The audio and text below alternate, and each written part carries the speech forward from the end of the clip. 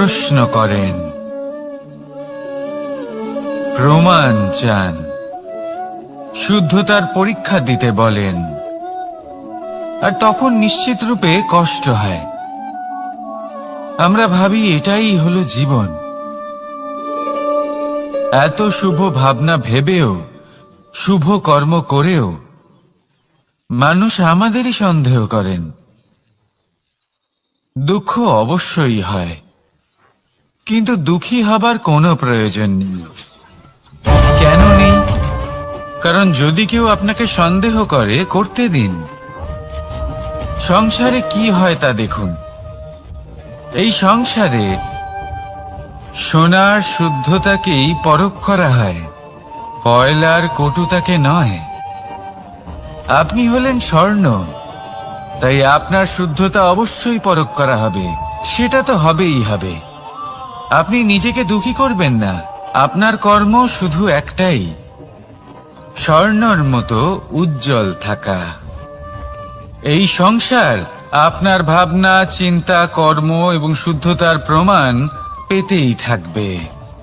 তাই আসুন আর আমার সাথে ভালোবেসে বলুন, রাধা রাধা।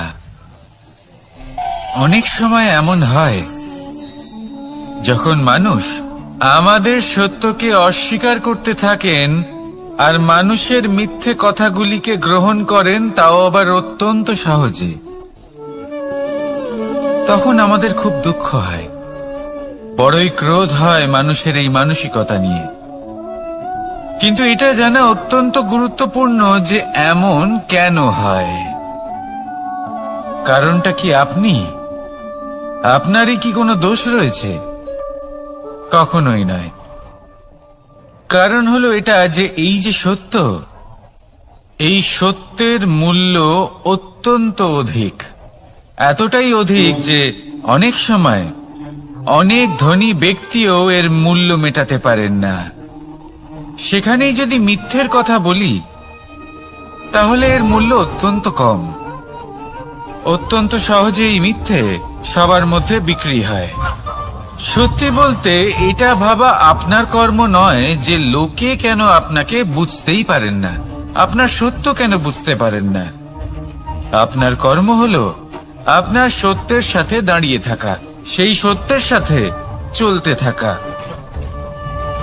কারণ সত্য তার কাছেই আসবে যে সত্যকে খুঁজে নিতে চায়। নয়তো বেশিরভাগ মানুষ মিথ্যেকে নিয়েই প্রসন্ন রয়েছেন। আপনি সত্যের সাথে কর্মের পথে অগ্রসর হতে থাকুন। সত্য বেশি দিন লুকোনো থাকে না। সংসারের সম্মুখে এটা অবশ্যই একদিন আসবে, কিন্তু তখনও সেটা মানুষের ওপর সে বিশ্বাস করবে কি করবে না। আপনি কর্ম করতে থাকুন আর আমার সাথে ভালোবেসে বলুন, রাধা রাধা। জীবনে যখনই আমরা এমন কোনো পথে চলতে চাই যা মূলত কাঁটায় ভরা ছোট পাথর থাকে, যা বিঁধে যেতে পারে, তখন আমরা কি করি?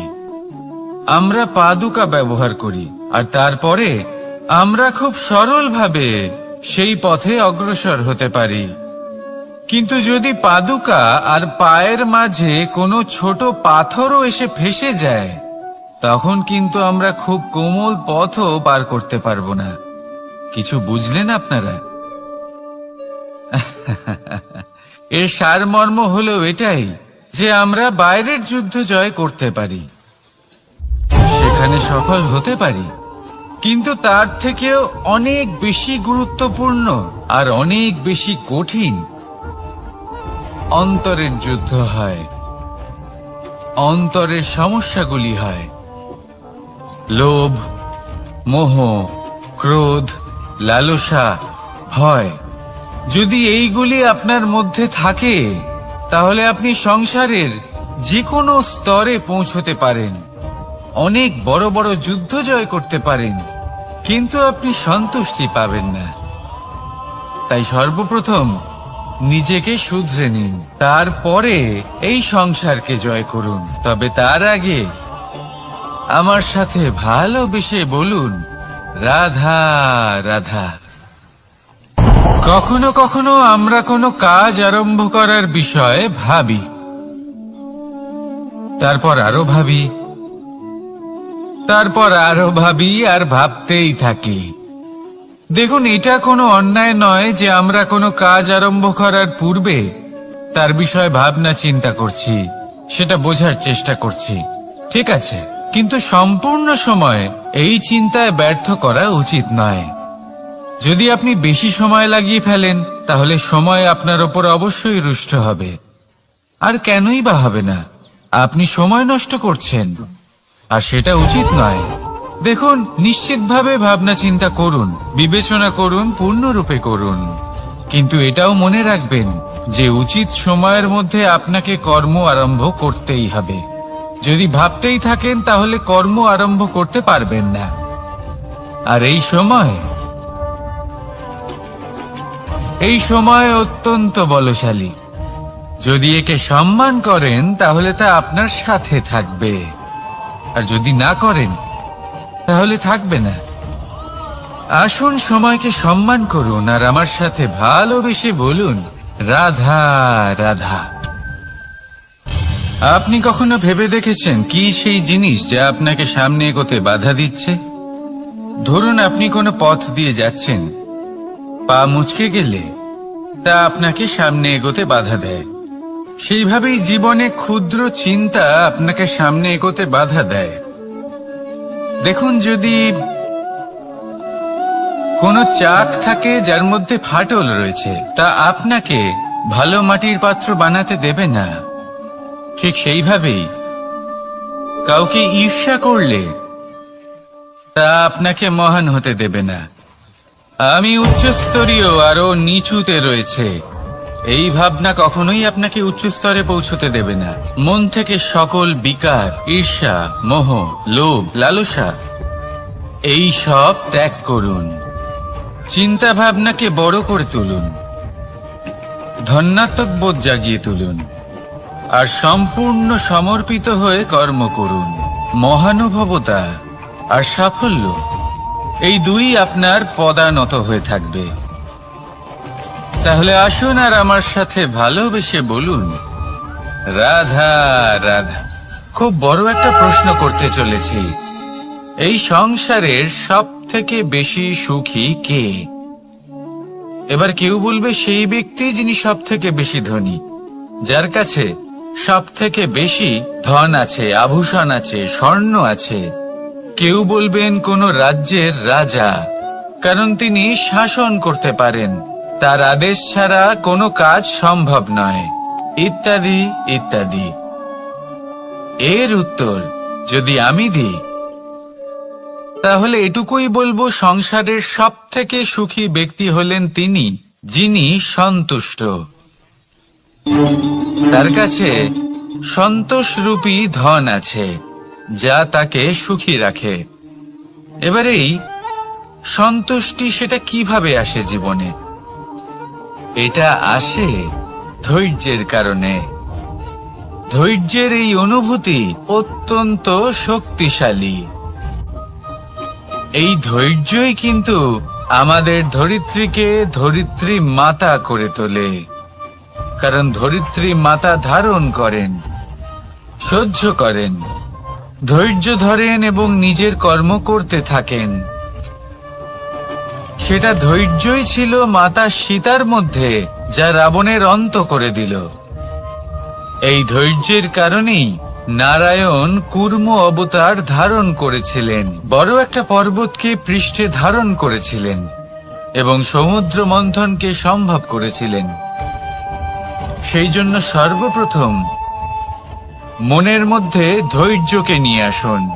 এই ধৈর্যই আপনাকে সন্তুষ্টির পথে নিয়ে যাবে, আর এই সন্তুষ্টি আপনাকে লোভ, মোহ এবং লালসার পথ থেকে দূরে নিয়ে সুখের পথে নিয়ে যাবে। আর তখন এই মন প্রসন্ন হয়ে বলবে, রাধা রাধা। এই সংসারে এমন কখনোই হবে না যে আপনি কিছু একটা করলেন কিন্তু তার মূল্য আপনাকে দিতেই হলো না। যে কোনো কাজের জন্য, যে কোনো কর্মের জন্য আপনাকে মূল্য দিতেই হবে। প্রকৃতিও আমাদের এটাই শেখায়। আকাশে দেখুন সূর্যকে, প্রত্যেকদিন আমাদের প্রকাশ প্রদান করেন। এনাকে সূর্য নারায়ণ বলা হয়। ইনি কি মূল্য প্রদান করেন? নিজে জ্বলতে থাকেন। ধরিত্রী মাতা, এই ভূমি, ইনি কি মূল্য প্রদান করেন? প্রহার সহ্য করেন। আমরা এই ধরিত্রীতে প্রহার করে মাটি খুঁড়ে তাতে বীজ বপন করি, তবেই আমরা অন্ন লাভ করি, তবেই ফসল পাই। জীবনে যদি আপনাকে সফল হতে হয়, সম্মান পেতে হয়, যশ পেতে হয়, তাহলে আপনাকে মূল্য দিতেই হবে। যদি আপনি সাফল্য লাভ করতে চান, তাহলে দিন রাত আপনাকে ত্যাগ করতে হবে, যেখানে সমগ্র সংসার সন্তোষ অনুভব করছে আর আপনাকে করতে হচ্ছে পরিশ্রম। যদি আপনি সম্মান প্রাপ্ত করতে চান, তাহলে আপনাকে সেই সুখ ত্যাগ করতে হবে যা সবার কাছে রয়েছে। যদি আপনি যশ লাভ করতে চান, তাহলে নিজের অন্তরকে মেরে ফেলা আপনাকে শিখতে হবে, তবেই আপনি যশ লাভ করবেন। জীবনে শুধুমাত্র ধন মূল্যবান নয়, কিন্তু এই যে মূল্যের কথা আমি বলছি, সেটা যদি আপনি দিতে পারেন, তাহলে নিশ্চিত রূপে এটা আপনাকে আরো মূল্যবান করে তুলবে, নিশ্চিত রূপে গড়ে তুলবে। তাহলে এটাই করুন আর আমার সাথে ভালোবেসে বলুন, রাধা রাধা। असतो मा सद्गमय, तमसो मा ज्योतिर्गमय, मृत्युर्मा মৃতঙ্গময়। জ্ঞান সেটাই যা অসত্য থেকে সত্যের পথে চালিত করে। প্রকাশ সেটাই যা অন্ধকার থেকে আলোর পথে নিয়ে আসে। জীবন সেটাই যা মৃত্যু থেকে অমরত্বের পথে নিয়ে যায়। এবার এই তিনটে, জ্ঞান, জীবন এবং প্রকাশ, একই রকম। শূন্য থেকে এর উৎপত্তি হয় এবং আস্তে আস্তে আপনার জীবনে বিস্তার লাভ করে। এবার আমরা এটাই ভাবি যে কেমন করে এই তিনটিকে আগলে রাখা যায়। এর উত্তর হলো, এদের আগলে রাখার প্রয়োজনই নেই, ভাগ করে দিতে হবে। কোনো বৃক্ষকেই দেখে নিন, একটি বৃক্ষ অনেক বছর ধরে বেঁচে থাকে। কেন? কারণ সে ভাগ করে দিতে জানে। সে নিজের বীজ ছড়িয়ে দেয়, এই ধরিত্রীতে দেয়, সেই বীজ যা অঙ্কুরিত হয়ে এক নতুন বৃক্ষকে জন্ম দেয়। শুধু ছড়িয়ে দিয়ে একটি বৃক্ষ জীবন দান করতে পারে। যদি কোনো ব্যক্তি জ্ঞান ছড়াতে শিখে যান, যদি প্রকাশ, আলোর কিরণ ছড়িয়ে দিতে শিখে যায়, কোনো ব্যক্তি তার জীবনের সুখ ছড়িয়ে দিতে শিখে যান, তাহলে তিনি মৃত্যুর পরও মৃত হন না। এই ভাগ করে দেওয়ার সুখটাই কিছুটা আলাদা। এই সুখ অনুভব করুন আর আমার সাথে ভালোবেসে বলুন, রাধা রাধা। এই সংসারের সব থেকে বড় যুদ্ধ কোনটা? দেব-অসুরের যুদ্ধ যা অনেক বছর ধরে চলেছিল, নাকি রাম রাবণের যুদ্ধ, নাকি মহাভারত? না, সংসারের সব থেকে বড় যুদ্ধ হলো সেইটা যা নিজের সাথে লড়া হয়, নিজের মনের সাথে লড়া হয়, নিজের অন্তরের সাথে লড়া হয়। এটাই সব থেকে বড় যুদ্ধ। এবার নিজেই দেখুন আপনার সব থেকে বড় শত্রুকে। আপনার স্বার্থ, আপনার কামনাগুলি, আপনার অহংকারগুলি, যা আপনাকেই নষ্ট করে দেয়। যদি এদের ওপর আপনি বিজয় লাভ করতে পারেন, তাহলে ধরে নিন এই সংসারে সবার উপরে আপনি বিজয় লাভ করতে পারবেন। এই সংসারে কেউ আপনাকে পরাজিত করতে পারবে না, কিন্তু তার জন্য প্রয়োজন অনুভূতির। অনুভূতি ভালোবাসার, অনুভূতি অনুপ্রেরণার। যে ব্যক্তি ভালোবাসতে পারেন এবং প্রেরণা দিতে পারেন, তিনি চিরকাল জয় লাভ করতে পারেন। নিজের কাছে ভালোবাসার এক অস্ত্র রাখুন, আর প্রেরণার এক ঢাল। জীবনে কেউ আপনাকে পরাজিত করতে পারবে না। আসুন আর আমার সাথে ভালোবেসে বলুন, রাধা রাধা। মানুষ চিরকাল বড় মানুষ হয়ে উঠতে চায়, সবসময় সেই নিয়ে কল্পনা করে। কিন্তু প্রশ্ন হলো এটাই যে মানুষ বড় কখন হতে পারে? যখন সে ধনী হয়ে ওঠে, নাকি যখন তার কাছে সম্মান থাকে, নাকি যখন রূপবান হয় বা অধিক শক্তিশালী হয়? মানুষ বড় মানুষ তখনই হতে পারে যখন বিপদের সময় সে অন্য কোনো মানুষের পাশে এসে দাঁড়ায়। তাই সর্বপ্রথম এটা শিখুন। হয়তো এই জন্যই হনুমান শ্রীরামের কাছে এতটা বড়, আর হয়তো এই জন্যই বলরাম দাদা আমার কাছে এত বড়। যদি আপনিও জীবনে বড় হয়ে উঠতে চান, তাহলে কারোর সাথে তার দুঃখের সময়, তার সংকটের সময় তাকে সঙ্গ দিন আর পাশে এসে দাঁড়ান। এই মন প্রসন্ন হয়ে বলবে, রাধা রাধা। জীবনে সবথেকে বেশি গুরুত্বপূর্ণ বস্তু কি? বাড়ি, বাহন, সোনা, ধন? যদি আমি সত্যি বলি, তাহলে জীবনে সবথেকে বেশি গুরুত্বপূর্ণ বস্তু কোনো বস্তুই নয়। যদি কিছু গুরুত্বপূর্ণ থাকে, তাহলে তা হলো অনুভূতি, করুণা, মিত্রতা, মাতৃত্ব, বাৎসল্য, আর সবথেকে বেশি গুরুত্বপূর্ণ ভালোবাসা। নিজেদের এই জীবনে যদি আপনি শুধুমাত্র বস্তুর খেলাতে মেতে থাকেন, তাহলে জীবনে আনন্দ কখনোই থাকবে না। নিজের এই জীবনকে অনুভূতির পীঠস্থান বানিয়ে তুলুন। এই মন প্রসন্ন হয়ে বলবে, রাধা রাধা। যখনই কোনো ঘূর্ণিঝড় আসে, কোনো প্রলয়ে আসে, তখন দেখবেন তা কত বৃহৎ প্রভাব ফেলে, কত বড় বিনাশ ঘটায়, বিধ্বংস সৃষ্টি করে। যখন বন্যা আসে, তখন কত গভীর প্রভাব ফেলে, কত সর্বনাশ ঘটায়। নদীর পাড়ও ভেঙে বয়ে নিয়ে যায়। সেখানে কোনো গাছকে দেখুন, শান্তভাবে দাঁড়িয়ে থাকে, চুপ করে, আর নিজের কাজ করে, ছায়া প্রদান করে, ফল প্রদান করে, কোনো শব্দ না করেই নীরবে কর্ম করে। যদি নদীর কথা বলি, নদী যখন বয়ে চলে, খেতে জল প্রদান করে, বনস্পতিদের প্রাণ প্রদান করে, আমাদের পানীয় জল দেয়। এত মহান কাজ করে কোনো শব্দ না করে, নীরবতার সাথে। এ হলো এক শিক্ষা যে এই সংসারে যারাই মহান কর্ম করেন, তারাই নীরব থেকে সেই কর্ম করতে থাকেন।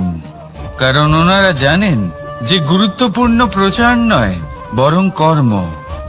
আর যারা রুদ্রের সাথে থাকেন, কোলাহল করেন, তারা শুধুমাত্র ধ্বংসই করেন।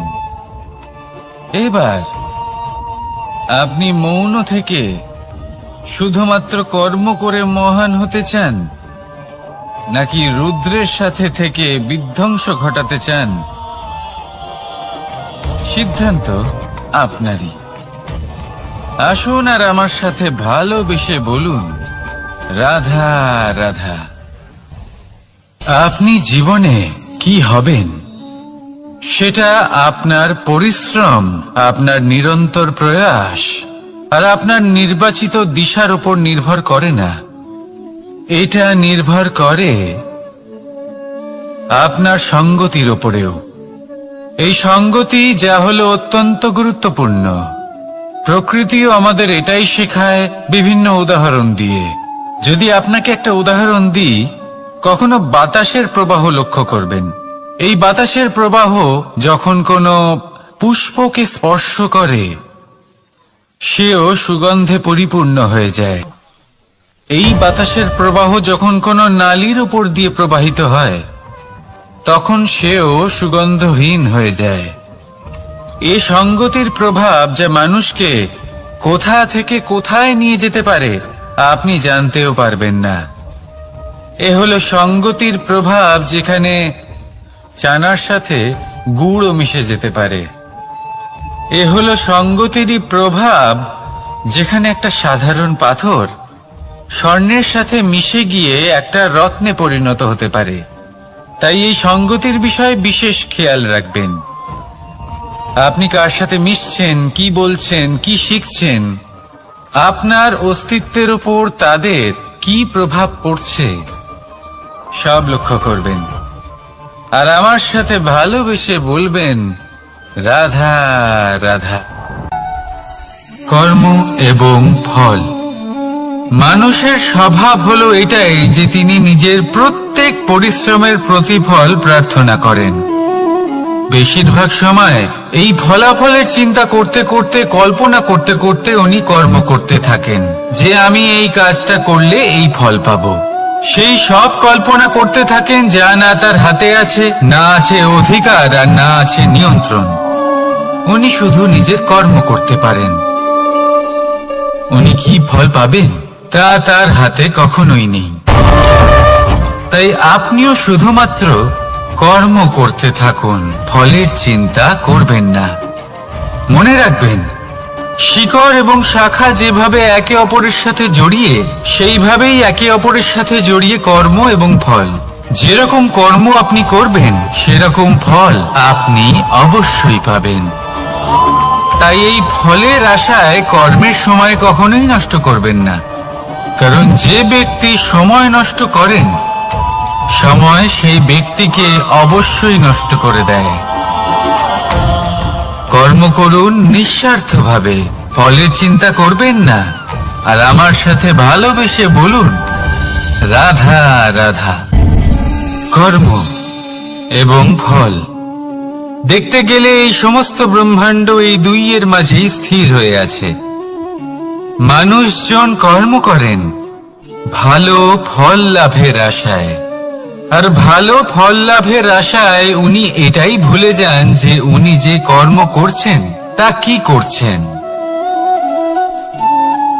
আমি বলেছিলাম কর্ম করুন ফলের চিন্তা না করে, কিন্তু কি কর্ম করছেন সেই বিষয়ে ভাবাটাও অত্যন্ত আবশ্যক।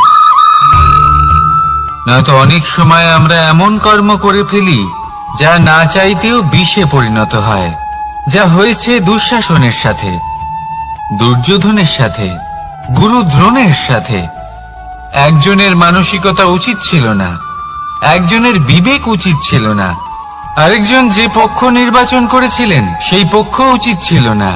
আর যা কিছু ওনাদের সাথে হলো, আপনার, আমার, আমাদের সকলের সাথে তা হতে পারে। আমি বলেছিলাম কর্ম করুন, ফলের চিন্তা করবেন না, কিন্তু এই কর্মের বিষয়ে বিচার করে দেখাটাও ততটাই আবশ্যক। দেখুন, কর্ম করার উচিত প্রক্রিয়া ফলের চিন্তা না করা, কিন্তু যদি আপনার কর্ম শুভ হয় তাহলে তার ফলও নিয়তি আপনাকেই দেবে। সর্বদা কর্ম করার সময় এটা ভাবুন যে আপনার এই কর্ম এই সংসারকে, এই সমাজকে, আপনার পরিবারকে, আপনার আশেপাশের মানুষজনকে কোন দিশায় নিয়ে যাবে। যদি এটা সবার জন্য মঙ্গলময় হয় তাহলে কর্ম করতে থাকুন। আর হ্যাঁ, নিশ্চিত রূপে ফলের চিন্তা করবেন না। আসুন আমার সাথে ভালোবেসে বলুন, রাধা রাধা। বটবৃক্ষের বীজ সর্ষের দানার থেকেও ছোট হয়, কিন্তু যখন তা নিজের রূপ ধারণ করে তখন তা বিশাল বৃক্ষের আকার ধারণ করে, যা সহস্র বছর ধরে বেঁচে থাকে, ছায়া প্রদান করে, পাখিদের আশ্রয় প্রদান করে, আর দেয় পথচারীদের বিশ্রাম করার স্থান। কেন? কারণ সেই ছোট বীজ তা মাটির ভেতরে গিয়ে নিজের খোলস ত্যাগ করে। অন্ধকারে থাকে সে, যতই আলো আসুক না কেন, যতই বর্ষা আসুক না কেন, সব সহ্য করে। আর তারপরে একটা চারা গাছ অঙ্কুরিত হয়, তারপর ধীর গতিতে একটা বিশাল বৃক্ষতে পরিণত হয়। দেখুন, জীবনে কঠিন সময় আসে, এই জন্য নয় যে আপনি হার মেনে নেবেন, এই জন্য আসে যাতে আপনি ভবিষ্যৎ নির্মাণের জন্য নিজেকে তৈরি করতে পারেন। যদি কঠিন সময়ে আপনি ওই বীজের মতো দৃঢ় হয়ে থাকতে পারেন, তাহলে আপনিও একদিন সেই বিশাল বৃক্ষের মতো নিজের অস্তিত্ব গড়ে তুলতে পারবেন, যা সহস্র বছর পর্যন্ত মনে রাখা হবে। আসুন আমার সাথে ভালোবেসে বলুন, রাধা রাধা।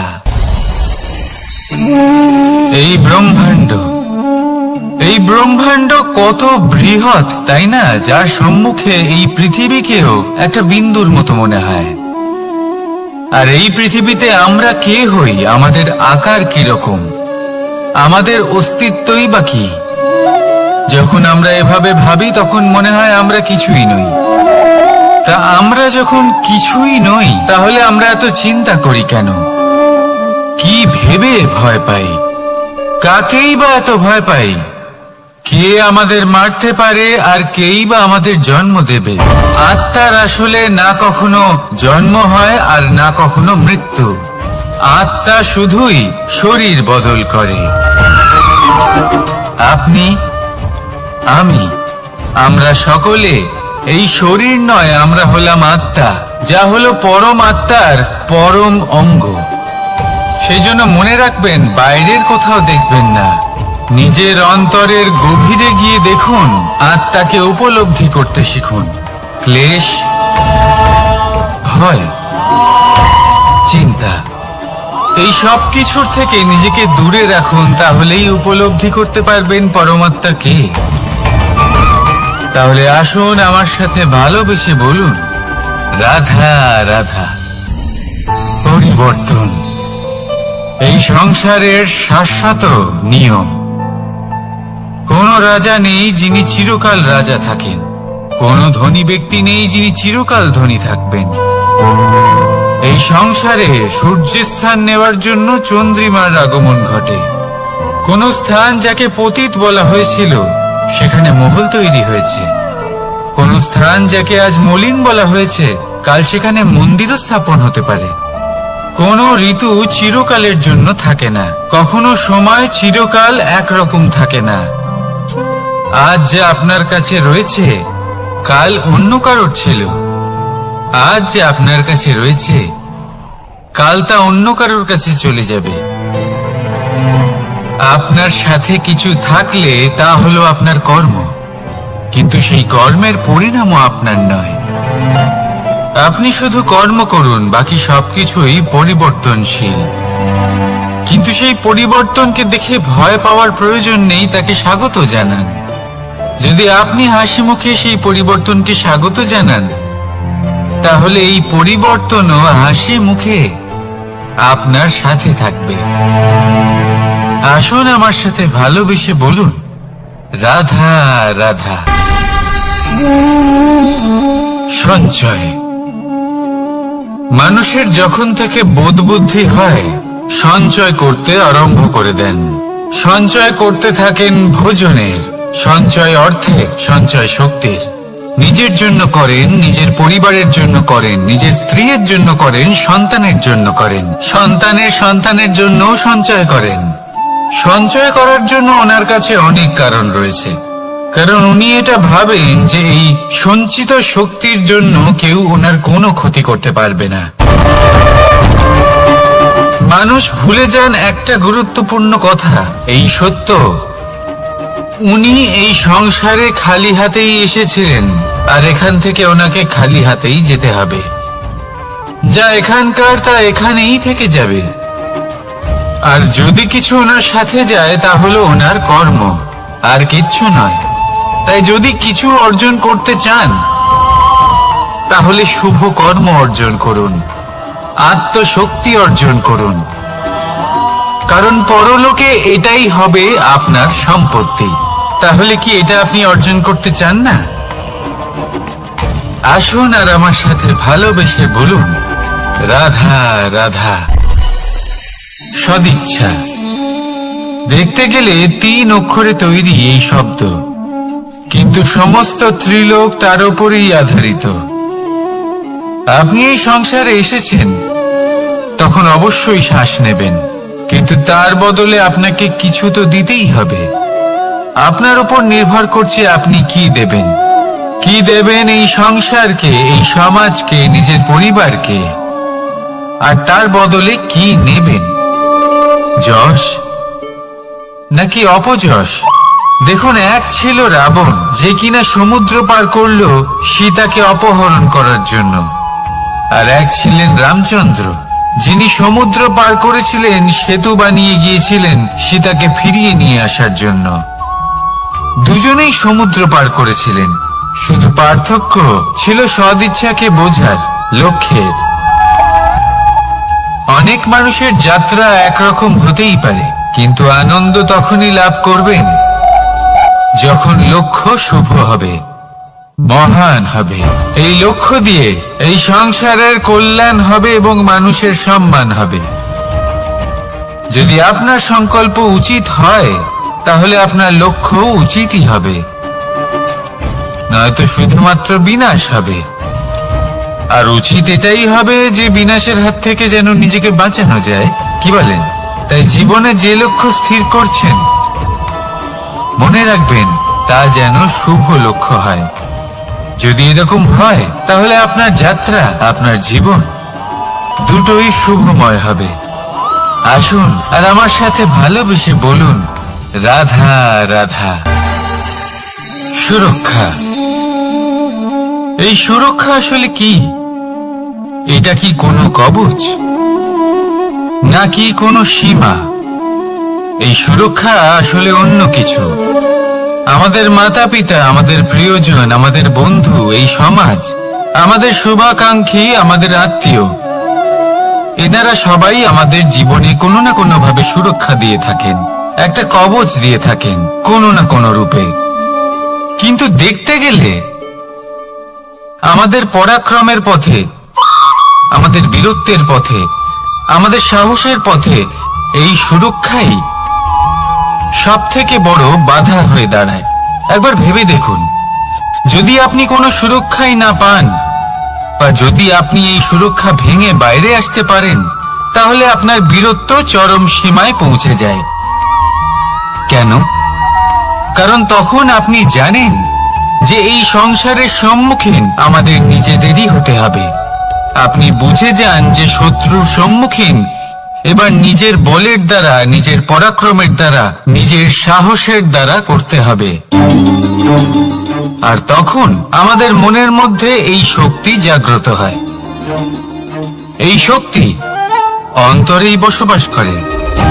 শুধু এটা চিনে নিতে হবে, একে জাগ্রত করতে হবে। আর এটা সুরক্ষা ভেঙে যাওয়ার পরেই সম্ভব হয়। আর যারা নিজের শক্তি সম্পর্কে জানেন,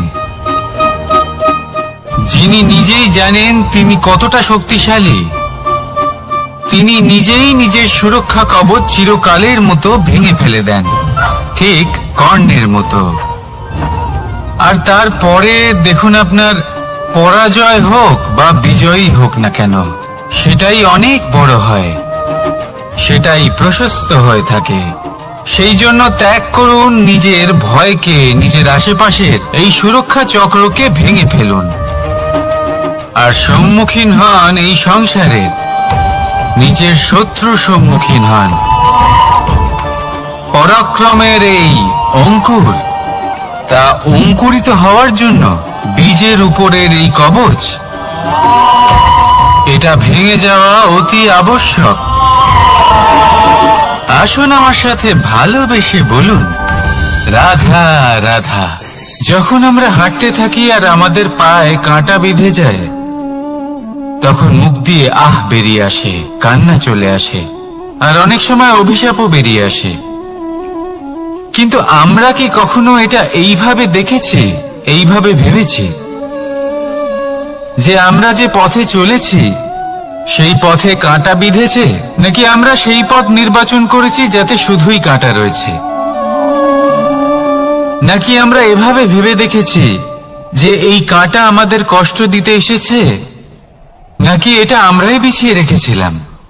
সাবধান থাকা উচিত ছিল, কারণ কাঁটা বিঁধলে যন্ত্রণা হবে, চিৎকার করে ফেলতে পারি, মুখ থেকে অভিশাপও বেরিয়ে আসতে পারে। কিন্তু এই অভিশাপ শুধুমাত্র আমাদের তরফ থেকে অভিশাপ হয়, সামনের ব্যক্তিটির ওপরও নির্ভর করে। এবার সেই ব্যক্তি যদি এমন হয় যে ফুল আর কাঁটা এই দুই সমানভাবে গ্রহণ করতে পারে, তার কাছে অভিশাপও বরদানে পরিণত হয়। শেষ পর্যন্ত ব্যাপারটা দাঁড়ায় ভাবনা, চিন্তা, দৃষ্টিভঙ্গির ওপর। কারণ আপনার এই ভাবনাই সত্যি হয়ে সামনে আসে। সেই জন্য এই ভাবনা, চিন্তা, মানসিকতাকে গুরুত্ব সহকারে দেখবেন। এই বিবেচনা নিয়ে বিবেচনা করতে শিখুন। আমার কথার অর্থ হলো যে জীবনে যখন এরকম কিছু একটা ঘটবে, তখন ভেবে দেখুন যে এরকম কেন হলো। আপনি কি এমন কোনো কর্ম করেছিলেন যার কর্মফল এটা? এমন কোনো কাজ যা অনুচিত ছিল, অসত্য ছিল, যা অভদ্রতার কারণ ছিল? ভেবে দেখা প্রয়োজন। দেখুন, ইচ্ছে হলো আপনার যে আপনি কি করতে চান, ভাবনা আপনার, সত্য আপনার, জীবন আপনার, সিদ্ধান্ত আপনার। আসুন আর আমার সাথে ভালোবেসে বলুন, রাধা রাধা। সময়, এই সময় আসলে কি? এই সময় একটা সরল রেখা তো কখনোই নয়। সময় হলো একটা চক্র, যেখানে এর আদি সেখানেই হলো এর অন্ত, আর যেখানে তা শেষ হয় সেখান থেকেই তার শুরু হয়। এই সময় একটা অত্যন্ত বিচিত্র চিন্তা, বিচিত্র ভাবনা, একটা বিচিত্র বস্তু যা কেউ বুঝতে পারেন না। এই সময়ের লীলা, এর কোনো প্রমাণ নেই, কোনো জ্ঞান নেই, কোনো পরিমাপ নেই। শুধু এটুকু আমরা জানতে পারি, যেখানে শেষ হবে সেখান থেকে একটা নতুন সূচনাও হবে। যা আজ আপনার কাছে আছে, কাল অন্য কারোর কাছে যাবে, তারপরে তার কাছ থেকেও অন্য কারোর কাছে যাবে, তারপরে তার থেকেও ছিনিয়ে নেওয়া হবে। এই নিয়তির একজনের কাছ থেকে অন্যজনের কাছে আদান প্রদানের এই সময় হলো আপনার সময়। এই সময় সদ্ব্যবহার করুন, এই সময়কে বাঁচুন। আপনাকে শুধু এটাই সুনিশ্চিত করতে হবে যে আপনি কোন পক্ষে আছেন। আর সত্যি বলতে কি, আপনার জীবনের পরিণাম নির্ভর করে আপনার নির্বাচনের ওপর। আপনি কোন পক্ষ নির্বাচন করছেন? তাহলে মনে রাখবেন, জীবনে সেই পক্ষই নির্বাচন করবেন যা চয়ন করার পরে আপনি সুখ অনুভব করবেন, আপনি সন্তোষ লাভ করবেন, প্রসন্নতা লাভ করবেন। আর আমি এটাই সুনিশ্চিত করব যে এই পক্ষ যেন শান্তির পক্ষ হয়, এই পক্ষই যেন প্রেমের পক্ষ হয়।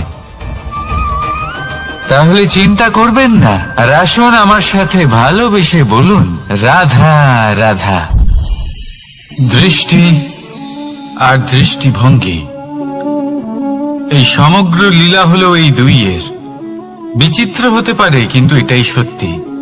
এবার আপনাকে একটা উদাহরণ দিয়ে বোঝাই। অনেক সময় আপনি কোনো ব্যক্তিকে এটা বলতে শুনবেন যে আমি আমার নিজের উপরে গর্ব করি, আমি নিজেকে নিয়ে গর্ব করি, আমি খুব ভালোভাবে আমার মা বাবার সেবা করি, ওনাদের আমি সবসময় সুখী রাখি, ওনাদের আমি একটা বাড়ি দিয়েছি, সকল সুখ সুবিধা দিয়েছি, ওনাদের জীবনে প্রত্যেক জিনিস দিয়েছি আর দেব যা তাদের প্রয়োজন। এবার আমাকে বলুন যে আপনি কে হন? আপনি হলেন সেই বীজ যা আপনার মাতা পিতা রোপণ করেছেন। আপনার মা বাবাই আপনাকে এই সংসারে জন্ম দিয়েছেন।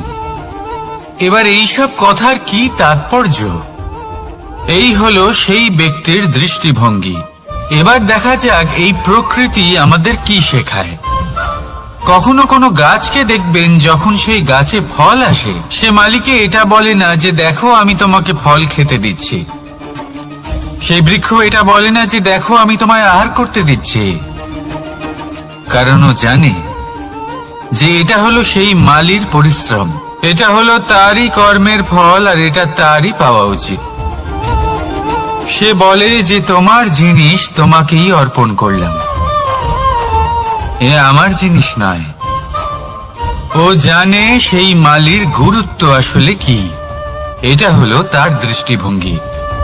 সেই জন্য আপনি জীবনে কোন ব্যক্তির মধ্যে, কোন পশু পাখির মধ্যে, কোন প্রাণীর মধ্যে, কোন পরিস্থিতিতে, কোন আবেগের মুহূর্তে কি দেখতে পাচ্ছেন, সেটা আপনার দৃষ্টিভঙ্গির উপরে নির্ভর করছে। তাই নিজের মনে ধনাত্মক ভাব জাগ্রত করুন, শুভ চিন্তা নিয়ে আসুন। এই ভাবনাই সত্য হয়ে সামনে আসবে। এই দৃষ্টিভঙ্গি।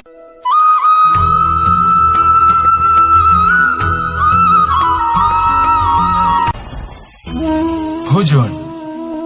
এবার ভোজন সংগ্রহ করার জন্য মানুষ কি না করেন, সব সময় চেষ্টা করতে থাকেন। ফসল উৎপাদনের জন্য অনেক পরিশ্রম করতে থাকেন, কিন্তু অনেক সময় অনেক পরিশ্রম করার পরেও ফসল ভালো উৎপাদন হয় না। এর কারণ কি? কারণ হলো এটাই যে আপনি পরিশ্রম হয়তো অনেক করেছেন, কিন্তু আপনার নজর তো সেই বীজের দিকে ছিলই না যা আপনি রোপণ করেছেন। সেই জন্য সব সময় কোনো বীজ রোপণ করার আগে তাকে পরখ করে দেখুন, তা অত্যন্ত আবশ্যক। আর সেইভাবেই যখনই কোনো কর্মের প্রশ্ন আসে, তাহলে সেখানে শুধুমাত্র পরিশ্রম যথেষ্ট নয়। সেই কাজের প্রতি আপনার কর্তব্য কি, আপনার উদ্দেশ্য কি, সেটা জানা হলো অত্যন্ত গুরুত্বপূর্ণ। তাই কর্ম করুন, কিন্তু সেই কর্মের প্রতি আপনার যা উদ্দেশ্য তার মাহাত্ম্য বুঝতে চেষ্টা করুন। তাহলে আসুন আমার সাথে ভালোবেসে বলুন, রাধা রাধা।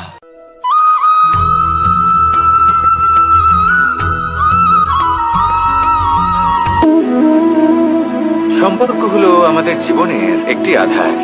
কিছু সম্পর্ক এমন যা আমরা জন্মসূত্রে লাভ করি, যেমন পরিবার, মা, বাবা। কিছু সম্পর্ক আছে যা আমরা জীবনে অর্জন করে থাকি, তা সে প্রেমের হোক, স্নেহের হোক বা বন্ধুত্বের। এই সকল সম্পর্ক লাভ করার বা গড়ে তোলার 5টি ধাপ রয়েছে। প্রথম ধাপ, কোনো ব্যক্তির সাথে আলাপ হওয়া, তার সাথে কথা বলা বা তাকে দেখা। দ্বিতীয় ধাপ, সে ব্যক্তিকে আমাদের ভালো লাগা। তৃতীয় ধাপ, আমাদের এটা চাইতে শুরু করা যে জীবনে এই ব্যক্তি যেন আমাদের বন্ধু হন, আমাদের জীবনে থাকেন, বা আমাদের কাউকে ভালোবেসে ফেলা। আর এটা আমাদের ভাবা বা চাওয়া যে সেই ব্যক্তি যেন আজীবন আমার সাথে থাকেন, আমার জীবনে আমার সাথী হয়ে। চতুর্থ ধাপ, লাভ করা। এবার এই ধাপটি অনেক মানুষের পক্ষেই খুবই সরল হয়, বড়ই সরলভাবে নিজেদের সঙ্গীকে লাভ করে থাকেন। কিছু মানুষের জন্য এই ধাপ অত্যন্ত কঠিন হয়ে থাকে। অনেক প্রতিকূল পরিস্থিতির উপর জয়লাভ করে তারা সঙ্গীকে লাভ করেন, কিন্তু লাভ অবশ্যই করেন। এরপরে আসে পঞ্চম, অন্তিম এবং সব থেকে গুরুত্বপূর্ণ ধাপ। সেটা হলো সেই সম্পর্ক পালন করা। এটা হলো এমন এক বিষয় যা প্রত্যেক মানুষের শেখা উচিত। যদি ব্যক্তি নিজের জীবনে সম্পর্ক রক্ষা করতে শিখে যান, তবে প্রত্যেক সম্পর্ক তার জীবনকে স্বর্গ করে তুলবে। আসুন আর আমার সাথে ভালোবেসে বলুন, রাধা রাধা।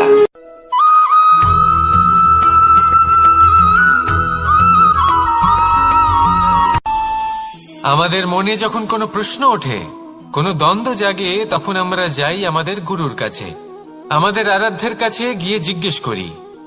এইভাবেই একদিন আমি পৌঁছলাম আমার আরাধ্যের কাছে, আমার মহাদেবের কাছে, আর ওনাকে প্রশ্ন করলাম যে মহাদেব, জীবনে আনন্দ পাওয়ার, উৎসব পালনের, প্রেম ভাগ করে নেবার, জীবনকে উপভোগ করে নেওয়ার সর্বশ্রেষ্ঠ সময় কোনটা? মহাদেব হাসলেন আর উনি বললেন, জীবনে উৎসব পালনের সব থেকে শ্রেষ্ঠ দিন হলো মৃত্যুর ঠিক আগের দিনটা। প্রেম ভাগ করে নেওয়ার সব থেকে শ্রেষ্ঠ মুহূর্ত হলো মৃত্যুর ঠিক আগের মুহূর্ত। জীবনকে উপভোগ করে নেওয়ার সর্বশ্রেষ্ঠ প্রহর হল মৃত্যুর এক প্রহর পূর্বে। তখন আমি চমকে গেলাম। আমি বললাম, কিন্তু মহাদেব, মৃত্যু তো অনিশ্চিত, আমরা জানিও না কবে আমাদের মৃত্যু হবে। মহাদেব আবার হাসলেন। উনি বললেন যে যদি আমরা এভাবে জীবন কাটাই যে আমরা জীবনের প্রত্যেক দিন, প্রত্যেক মুহূর্ত, প্রত্যেক প্রহর শেষ বলে মনে করি, তাহলে আমাদের সমস্ত জীবন আনন্দের সাথেই অতিবাহিত হবে। কি বলেন?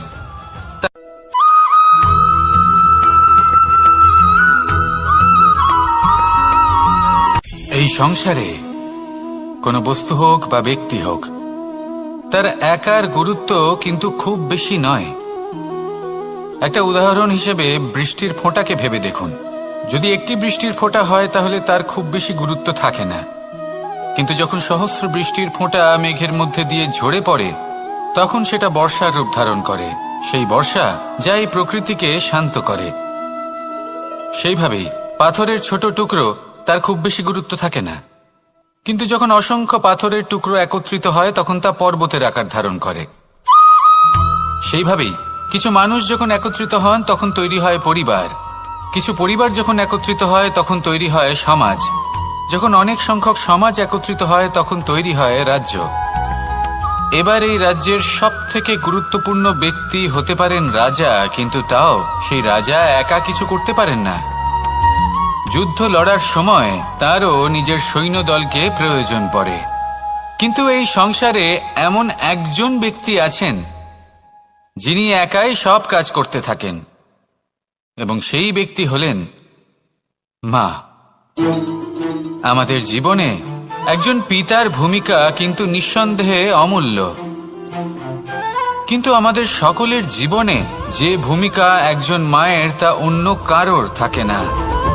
একজন মা একাই সন্তানকে বড় করতে পারেন, সংস্কারী করে তুলতে পারেন, তার জন্য পরিশ্রম করেন।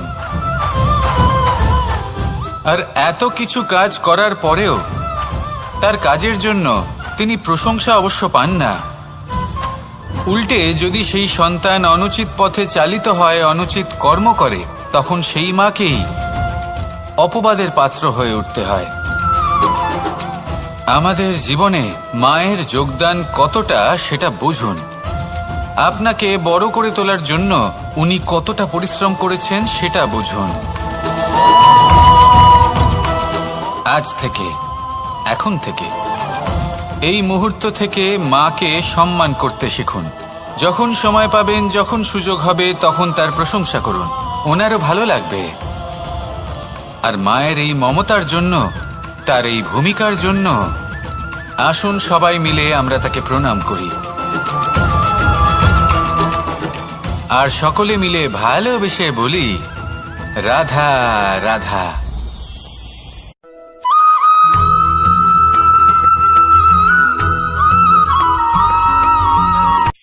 এই সংসারে সাফল্য লাভ করার জন্য জ্ঞানের প্রয়োজন হয়, পরিশ্রমের প্রয়োজন হয়, দৃঢ় নিষ্ঠার প্রয়োজন হয়, নিরন্তর চেষ্টা করা প্রয়োজনীয়।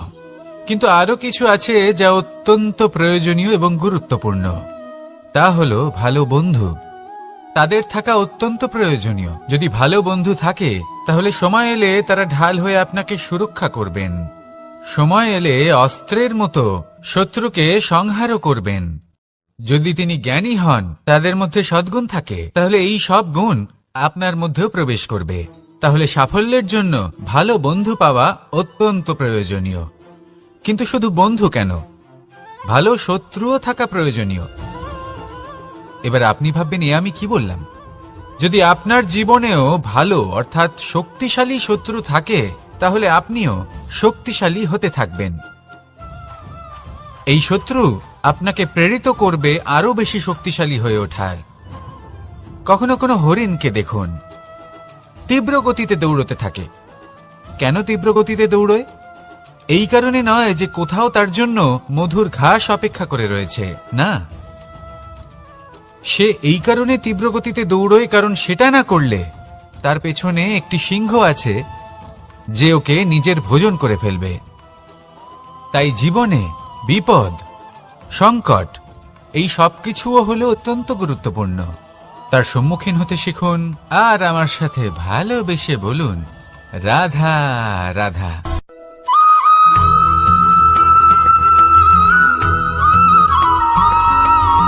কথায় আছে, প্রত্যেক পুত্র তার পিতার প্রতিচ্ছবি হয়, আর সমস্ত প্রতিচ্ছবি চায় যেন সে তার অস্তিত্ব প্রাপ্ত করতে পারে। পুত্র চায় সে যেন তার পিতার মতো হয়, বা কখনো কখনো তার থেকেও শ্রেষ্ঠ হয়। সেটা কোনো অনুচিত ব্যাপার নয়। অনুচিত তখন হয় যখন পুত্র নিজের পিতার মতো হবার স্বপ্ন পূরণ করতে গিয়ে বা তার থেকেও শ্রেষ্ঠ হওয়ার স্বপ্ন পূরণে অনুচিত পথের আশ্রয় নেয়। কারণ তারপরে সে তার পিতার গুণগুলি আত্মসাৎ করতে চায় না।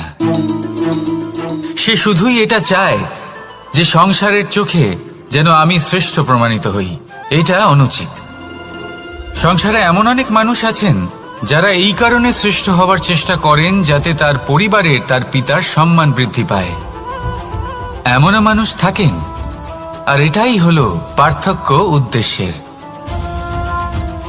মনে রাখবেন, যদি আপনার উদ্দেশ্য শুভ হয় তাহলে পথও শুভ হবে, যদি আপনার উদ্দেশ্য অশুভ হয় তাহলে পথও অশুভ হবে।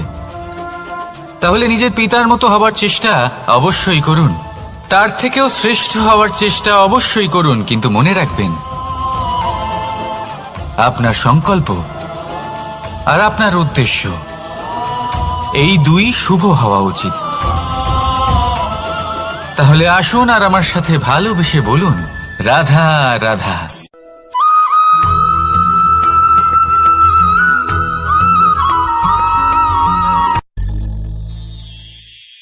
শিশিরের বিন্দু পাতার ওপর পড়ে আর তার গায়ে লেগে থাকে। পাতা তাকে শুষে নিতে পারে না, আর শেষ পর্যন্ত সে ঝরে পড়ে যায়। অন্যদিকে রয়েছে মেঘ এবং চাতক। এদের মধ্যে অনেক দূরত্ব থাকে। মেঘ থাকে আকাশে আর চাতক থাকে ধরিত্রীতে। কিন্তু যখন এই মেঘ থেকে বৃষ্টি ঝরে পড়ে, এই চাতক কিন্তু সেই জলই পান করে, নয়তো সে তৃষ্ণার্ত থেকে যায়। এবার অন্যদিকে দেখলাম শিশির বিন্দু আর পাতার এই সম্পর্ক। এরা খুব কাছাকাছি থাকে, ঘনিষ্ঠও থাকে। অন্যদিকে রয়েছে মেঘ এবং চাতকের সম্পর্ক, যাদের মধ্যে অনেক দূরত্ব থাকা সত্ত্বেও তারা খুব ঘনিষ্ঠ, তাই না? এই সারমর্ম খুব সরল। এই নৈকট্য, এই দূরত্ব, তা আপনার সম্পর্কে প্রভাব কিছুতেই ফেলতে পারে না। এই নৈকট্য, এই দূরত্ব, এইসব হলো শুধুমাত্র মনের ব্যাপার।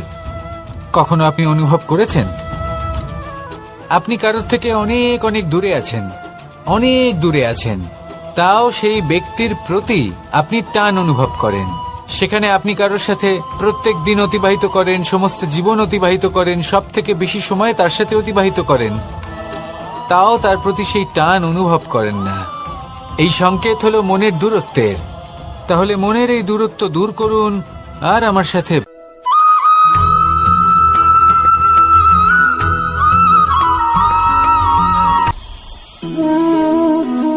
শক্তি এক অত্যন্ত বিচিত্র বস্তু, বা বলতে পারেন অনুভূতি। পিতা সবসময় চান যেন তিনি তার শক্তি পুত্রকে। আসুন আপনাকে সহজে বোঝাই। যদি আপনি সুপাত্র হন আর আপনাকে শক্তি দেওয়া হয়, তাহলে আপনি সেই শক্তির গুরুত্ব বুঝবেন, কোথায় সেই শক্তি প্রয়োগ করা উচিত সেটা বুঝবেন।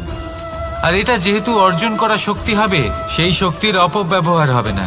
কিন্তু যদি এই আপনি কুপাত্র হন আর যদি আপনাকে এই শক্তি দেওয়া হয়, তাহলে কি হবে? দেখতে গেলে এই শক্তি আপনি দান হিসেবে পেয়েছেন, তাই না আপনি এই শক্তির গুরুত্ব বুঝবেন আর না এর প্রয়োগ আপনি জানবেন। তার অপব্যবহার হওয়া সুনিশ্চিত। তাই যদি আপনি কোনো শক্তি অর্জন করতে চান, তাহলে আগে তার যোগ্য হয়ে উঠুন। পুত্র নয়, পাত্র হয়ে উঠুন। আর আমার সাথে ভালোবেসে বলুন, রাধা রাধা।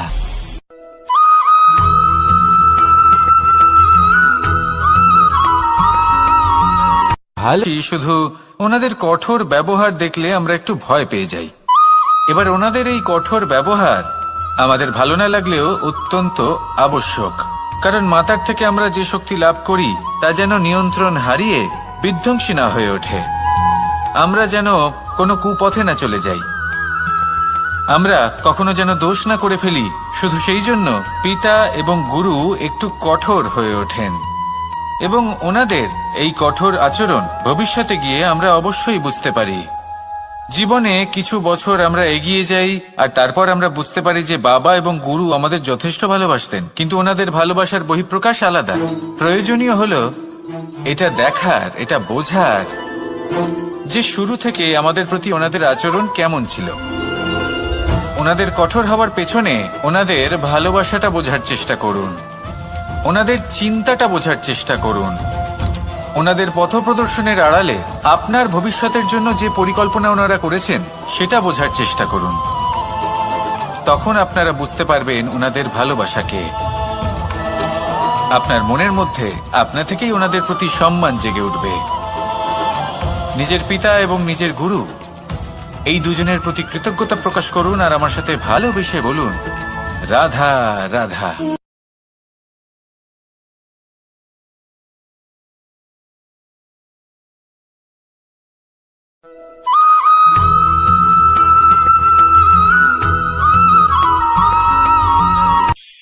কখনো কোনো বাগানের কোনো বৃক্ষকে দেখেছেন যেখানে সুগন্ধি ফুল থাকে, রসালো ফল থাকে?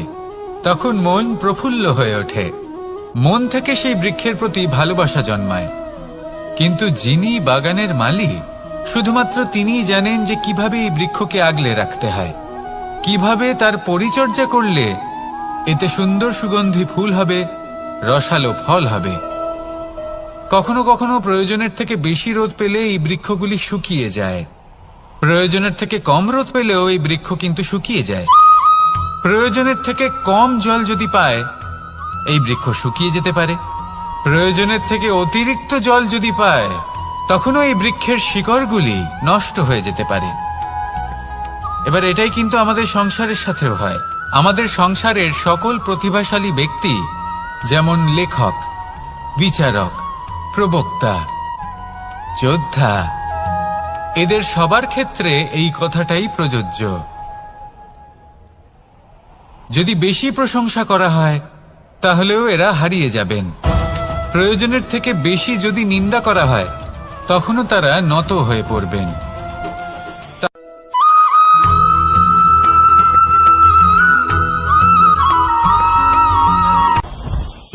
জীবনে কিছু শেখা অত্যন্ত গুরুত্বপূর্ণ। এবার কি কি শিখতে হবে সেই সব শেখানোর জন্য অনেক শিক্ষক রয়েছেন, কিন্তু কি শিখবেন না আর কি করবেন না এটা আমাদের নিজের অভিজ্ঞতা দিয়ে শিখতে হয়। কিন্তু তার মানে এটা নয় যে যদি আপনাকে শিখতে হয় যে আগুনের তাপ কতটা, আপনাকে আগুনের মধ্যে হাত দিতে হবে। না, অন্য কারোর অভিজ্ঞতা দ্বারাও শিখতে পারেন। প্রশ্ন শুধুমাত্র একটাই যে আপনি কি শিখতে চান নাকি চান না। যদি আপনি এটাই ভাবেন যে আমি শুধুই নিজের অভিজ্ঞতা দ্বারাই শিখতে চাই, তাহলে জীবনকাল ছোট মনে হবে, অনেক কিছুই শিখতে পারবেন না। তাই নিজের সাথে সাথে বড়দের অভিজ্ঞতা দ্বারাও শেখা শুরু করে দিন। এই সংসারের অভিজ্ঞতা দ্বারা শিখতে শুরু করে দিন। আর এটা নিশ্চিত রূপে শেখা আবশ্যক যে কখন কি করবেন না, কোথায় থামতে হবে আর কোথায় থামবেন না। তাহলে আসুন আর আমার সাথে ভালোবেসে বলুন, রাধা রাধা।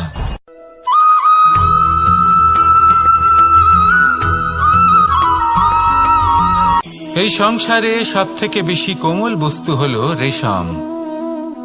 এই রেশম এতটাই কোমল হয় যে এর পুরো একটা থান শুধুমাত্র একটা হাতে ধরা সম্ভব। কখনো ভেবে দেখেছেন এই রেশম কিভাবে হয়? একটি কীট তার লালার দ্বারা উৎপন্ন হয়। এই কীট সেই রেশমকে পাক দিতে থাকে, পাক দিতেই থাকে আর আস্তে আস্তে তার মধ্যেই জড়িয়ে পড়ে। শেষে ওর এই সুন্দর অমূল্য সৃষ্টি রেশমের এই সুতো তার নির্মাণ কার্য পূর্ণ হয়, কিন্তু তাতেই ও নিজে বন্দী হয়ে যায়। নিজেরই মায়াজালের এই বন্দী গৃহে নিজেই ফেঁসে যায়। এবার এই সুতোকে ব্যবহারযোগ্য করে তোলার জন্য এই কীটগুলিকে এই কবচের সাথেই ফুটন্ত জলে ফেলে দেওয়া হয়। এই সংসারে যদি আমাদের স্বপ্ন এই সংসারের দুঃখ হরণ করার জন্য, এই সংসারে সুখ বিতরণ করার জন্য হয়, তবেই আমাদের প্রগতি সম্ভব। যদি আমাদের এই স্বপ্ন শুধুই আমাদের এবং আমাদের স্বার্থ সিদ্ধির জন্য হয়, তাহলে এই স্বপ্ন আমাদের অন্ধ করে দেবে, আমাদের অন্ধকারের পথে নিয়ে যাবে, আর আমরাও সেই কীটের মতো হয়ে যাব। নিজেদেরই মায়াজালে আমরা নিজেই ফেঁসে যাব, আর শেষে আমরা যদি কিছু লাভ করি তা হবে একাকিত্ব, অন্ধকারময় মৃত্যু। তাই স্বপ্ন অবশ্যই দেখুন, কিন্তু এমন ভাবে স্বপ্ন দেখবেন না যে তার এই বন্দিগৃহে আপনি নিজেই ফেঁসে গেলেন। স্বপ্ন দেখুন পরোপকারে।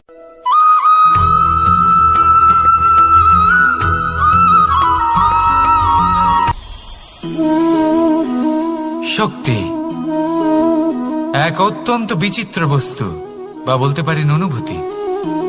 পিতা সবসময় চান যেন তিনি তার শক্তি পুত্রকে। আসুন আপনাকে সহজে বোঝাই। যদি আপনি সুপাত্র হন আর আপনাকে শক্তি দেওয়া হয়, তাহলে আপনি সেই শক্তির গুরুত্ব বুঝবেন, কোথায় সেই শক্তি প্রয়োগ করা উচিত সেটা বুঝবেন। আর এটা যেহেতু অর্জন করা শক্তি হবে, সেই শক্তির অপব্যবহার হবে না। কিন্তু যদি এই আপনি কুপাত্র হন আর যদি আপনাকে এই শক্তি দেওয়া হয়, তাহলে কি হবে? দেখতে গেলে এই শক্তি আপনি দান হিসেবে পেয়েছেন, তাই না আপনি এই শক্তির গুরুত্ব বুঝবেন, আর না এর প্রয়োগ আপনি জানবেন। তার অপব্যবহার হওয়া সুনিশ্চিত। তাই যদি আপনি কোনো শক্তি অর্জন করতে চান, তাহলে আগে তার যোগ্য হয়ে উঠুন, পুত্র নয় পাত্র হয়ে উঠুন। আর আমার সাথে ভালোবেসে বলুন, রাধা রাধা।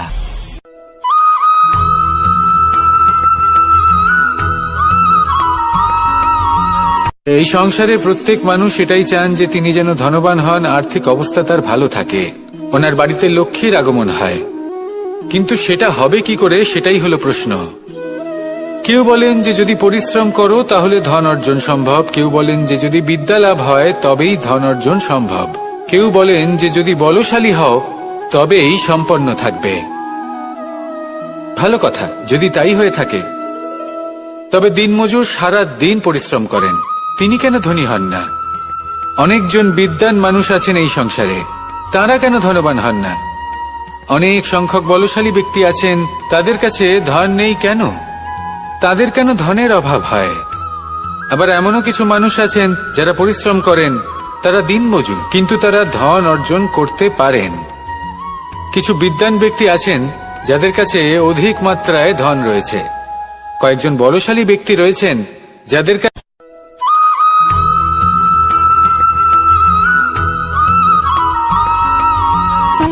সুখ, দুঃখ এবং শক্তি, এই তিন হলো এই সংসারের ত্রিদেবের মতো। আমাদের জীবনে যা কিছু ঘটছে এই তিনটির ভিত্তির উপরেই হচ্ছে। আসলে এই সংসারের একটা নিয়ম আছে, যখনই আপনি কিছু লাভ করেন, এই সংসার আপনার পরীক্ষা নেয়। এটা জানার জন্য আপনার পরীক্ষা নেয় যে আপনি যা কিছুই লাভ করেছেন, আপনি কি আদৌ সেটার যোগ্য কিনা। ঠিক সেইভাবেই এই সুখ, দুঃখ এবং শক্তি আপনার পরীক্ষা নিয়ে থাকে। যখন সুখ আসে তখন সে আপনার পরীক্ষা নেয় যে আপনার মধ্যে অহংবোধ জাগ্রত হয়নি তো। যদি অহংবোধ চলে আসে তাহলে সুখ সেখানেই সঙ্গ ত্যাগ করে। দুঃখ আপনার ধৈর্যের পরীক্ষা নিতে থাকে, আর যদি আপনার মধ্যে ধৈর্য না থাকে তাহলে এটা আপনাকে আরো বেশি দুঃখের গভীর অন্ধকারে ঠেলে দেবে। সেখানে শক্তি পরীক্ষা নেয় আপনার বিনম্রতার। যদি আপনি বিনম্র না হন, তাহলে হয় এই শক্তি আপনার সঙ্গ ত্যাগ করবে, নয় এই শক্তি বিনম্রতার অভাবে আপনার পতনের কারণ হতে পারে। এই সংসারে যে কোনো ব্যক্তি যিনি এই পরীক্ষায় উত্তীর্ণ হয়ে থাকেন, এই জীবনে তিনি সাফল্য লাভ করেন। আসুন আমার সাথে ভালোবেসে বলুন, রাধা রাধা।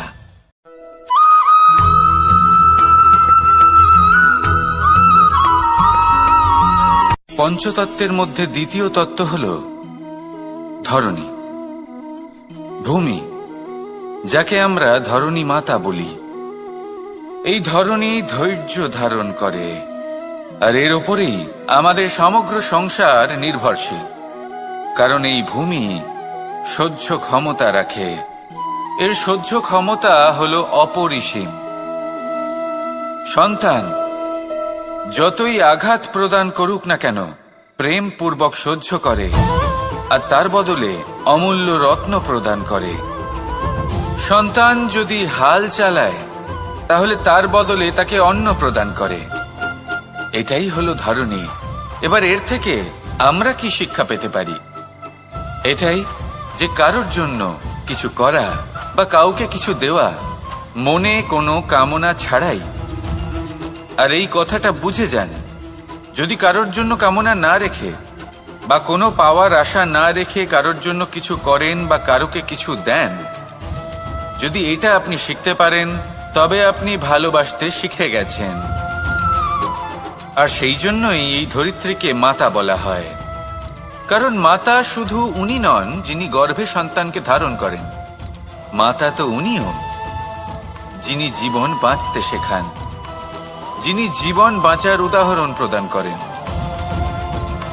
তাহলে ধরণীর থেকে এই নিঃস্বার্থ ভাব শিখুন, নিঃস্বার্থ ভালোবাসা শিখুন, আর এই ভালোবাসার সাথেই বলুন রাধা রাধা।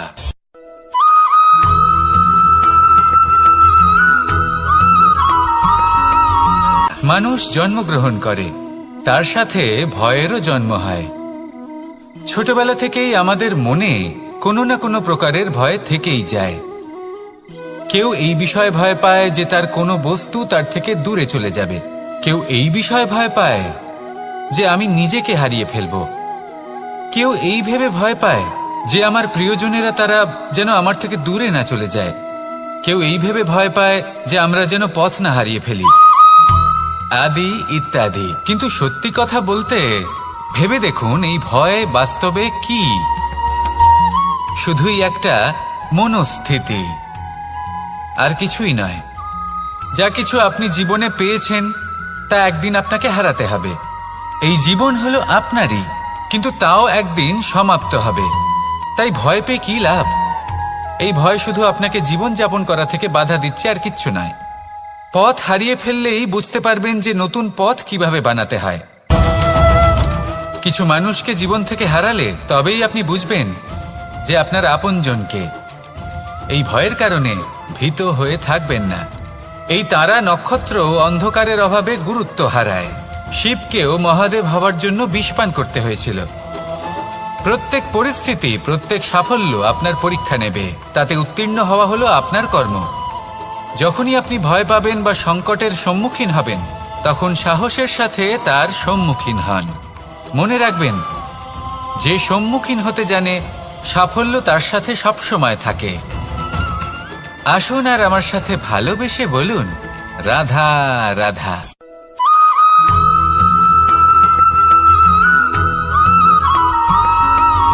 জীবনে অগ্রসর হওয়ার জন্য আমাদের কাকে প্রয়োজন হয়?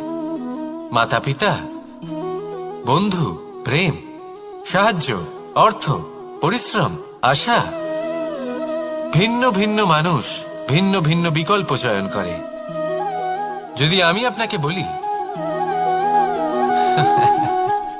তাহলে জয় আর পরাজয়ের মন্ত্র দুটো শব্দের উপর নির্ভর করে, মেনে নেওয়া আর দৃঢ় হওয়া। যদি মেনে নেন তাহলে হেরে যাবেন, যদি দৃঢ় হন তাহলে নিশ্চিত রূপে জয়ী হবেন। যদি কখনো আপনি ক্লান্ত হয়ে ওঠেন, আপনি দুঃখী হন, পুরোপুরি ভেঙে পড়েছেন, তখন মেনে নেবেন না যে আপনি ভেঙে পড়েছেন, নয়তো হেরে যাবেন। তখন উল্টে স্থির করবেন যে যাই হয়ে যাক না কেন, আমি জয়ী হবই। আর আপনি দেখবেন যে জয় নিশ্চিত রূপে আপনার কাছেই আসবে। তাহলে এই কথা মনে রাখবেন আর আমার সাথে ভালোবেসে বলবেন রাধা রাধা।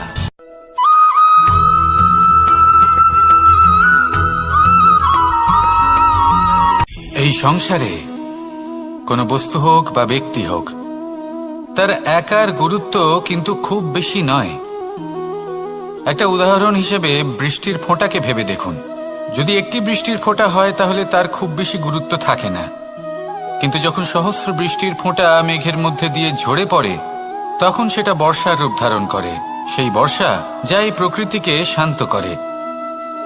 সেইভাবেই পাথরের ছোট টুকরো, তার খুব বেশি গুরুত্ব থাকে না, কিন্তু যখন অসংখ্য পাথরের টুকরো একত্রিত হয় তখন তা পর্বতের আকার ধারণ করে।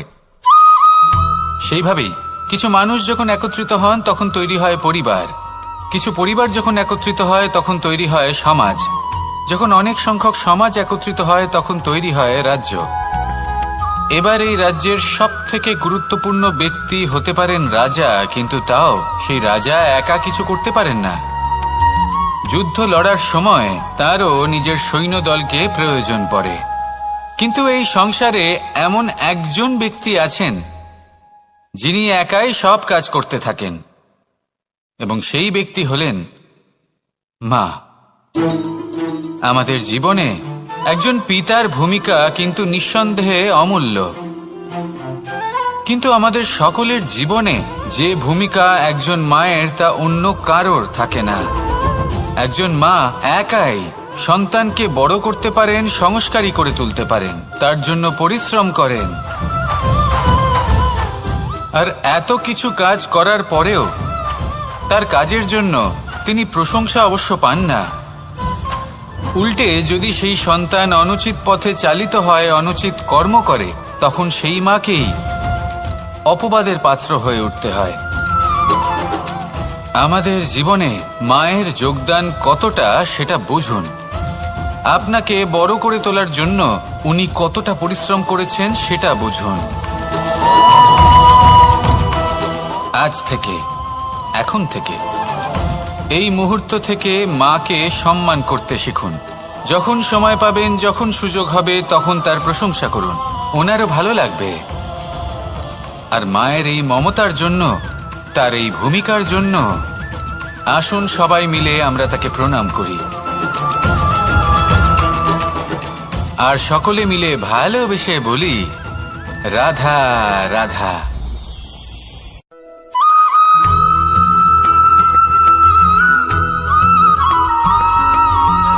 এই সংসারের সব থেকে গুরুত্বপূর্ণ তত্ত্ব কোনটা?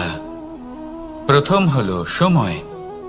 জন্ম থেকে মৃত্যু পর্যন্ত এই যে সময়, এটাই তো হলো জীবন। দ্বিতীয় হলো জীবন, যাতে আমরা সময়ের সদ্ব্যবহার করি, শ্রেষ্ঠ থেকে শ্রেষ্ঠতর কাজ করার চেষ্টা করি।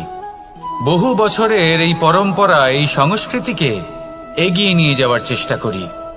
এই সংসারে আমরা অংশগ্রহণ করতে চেষ্টা করি। তৃতীয় হলো ধন, সেই ধন যা প্রত্যেক ব্যক্তি অর্জন করতে চেষ্টা করেন। এবার এই তিনটি তত্ত্বের মধ্যে একটা সামঞ্জস্য আছে, সমান ব্যাপার আছে। সে ধনই হোক বা সময় হোক বা হোক জীবন। আর সেই সমান ব্যাপার হলো যে যদি আপনি এটা গণনা করতে থাকেন তাহলে তা কমতে থাকে, যদি আপনি এটা ব্যবহার করেন তাহলে তা বাড়তে থাকে।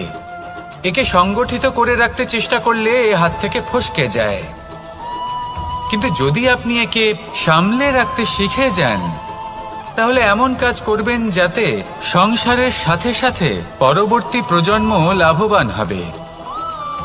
যদি কিছু শিখতে চান তাহলে সামলাতে শিখুন, গণনা করা বা সংগঠিত করা নয়। আসুন আর আমার সাথে ভালোবেসে বলুন, রাধা রাধা।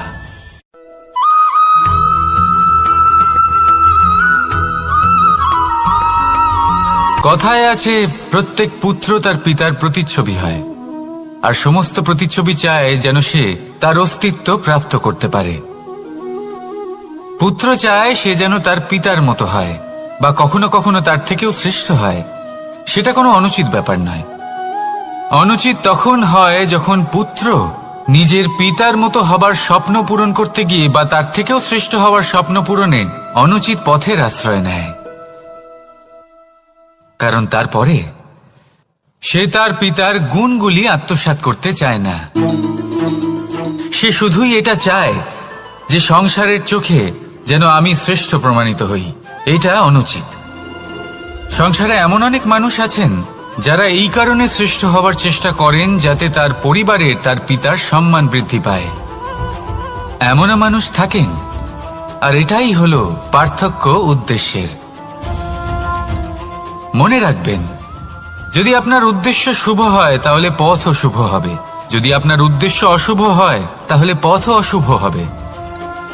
তাহলে নিজের পিতার মতো হবার চেষ্টা অবশ্যই করুন, তার থেকেও শ্রেষ্ঠ হওয়ার চেষ্টা অবশ্যই করুন, কিন্তু মনে রাখবেন আপনার সংকল্প আর আপনার উদ্দেশ্য এই দুই শুভ হওয়া উচিত। তাহলে আসুন আর আমার সাথে ভালোবেসে বলুন, রাধা রাধা।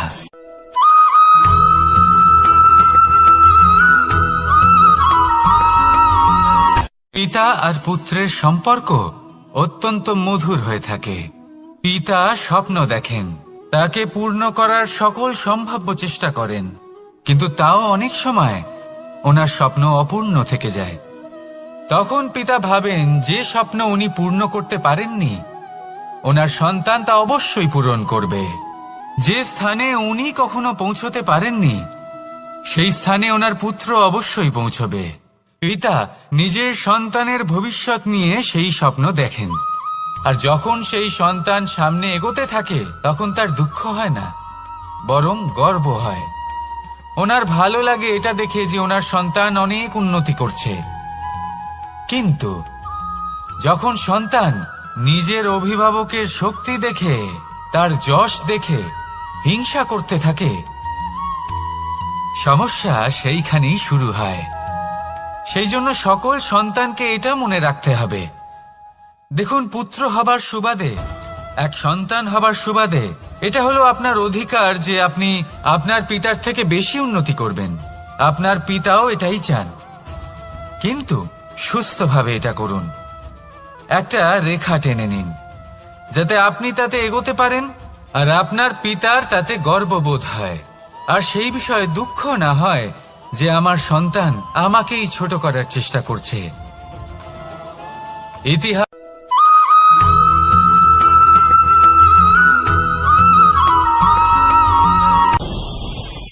ভয়ের সাথে আমরা সবাই পরিচিত, কষ্টও আমরা সবাই পেয়েছি।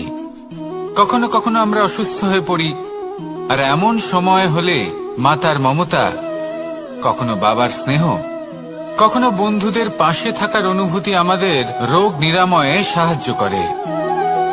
কখনো যদি আমরা নিরাশ হয়ে পড়ি, তখন যদি আমাদের কোনো আপনজন আমাদের দুটো ভালো কথা বলে, তখন আমাদের মনোবল বেড়ে যায়। ঠিক তেমন সংসারের এই রঙ্গমঞ্চে যদি আপনি পীড়িত অনুভব করেন, কিছু শুভ কথা আলোচনা করুন, কিছু স্তুতি গান করুন, কিছু মুহূর্তের জন্য হলেও নিজের ইষ্টদেবের কথা স্মরণ করুন আর প্রার্থনা করুন। সাহস বাড়বে, শক্তিও বৃদ্ধি পাবে এবং সামনে এগিয়ে চলার পথও দেখতে পাবেন। তখন এই মন প্রসন্ন হয়ে বলবে, রাধা রাধা।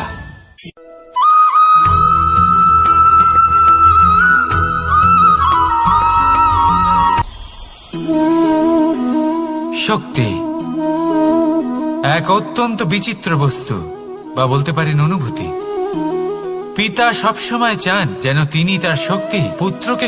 আসুন আপনাকে সহজে বোঝাই, যদি আপনি সুপাত্র হন আর আপনাকে শক্তি দেওয়া হয়, তাহলে আপনি সেই শক্তির গুরুত্ব বুঝবেন, কোথায় সেই শক্তি প্রয়োগ করা উচিত সেটা বুঝবেন। আর এটা যেহেতু অর্জন করা শক্তি হবে, সেই শক্তির অপব্যবহার হবে না। কিন্তু যদি এই আপনি কুপাত্র হন আর যদি আপনাকে এই শক্তি দেওয়া হয়, তাহলে কি হবে? দেখতে গেলে এই শক্তি আপনি দান হিসেবে পেয়েছেন, তাই না আপনি এই শক্তির গুরুত্ব বুঝবেন আর না এর প্রয়োগ আপনি জানবেন। তার অপব্যবহার হওয়া সুনিশ্চিত। তাই যদি আপনি কোনো শক্তি অর্জন করতে চান, তাহলে আগে তার যোগ্য হয়ে উঠুন, পুত্র নয় পাত্র হয়ে উঠুন। আর আমার সাথে ভালোবেসে বলুন, রাধা রাধা।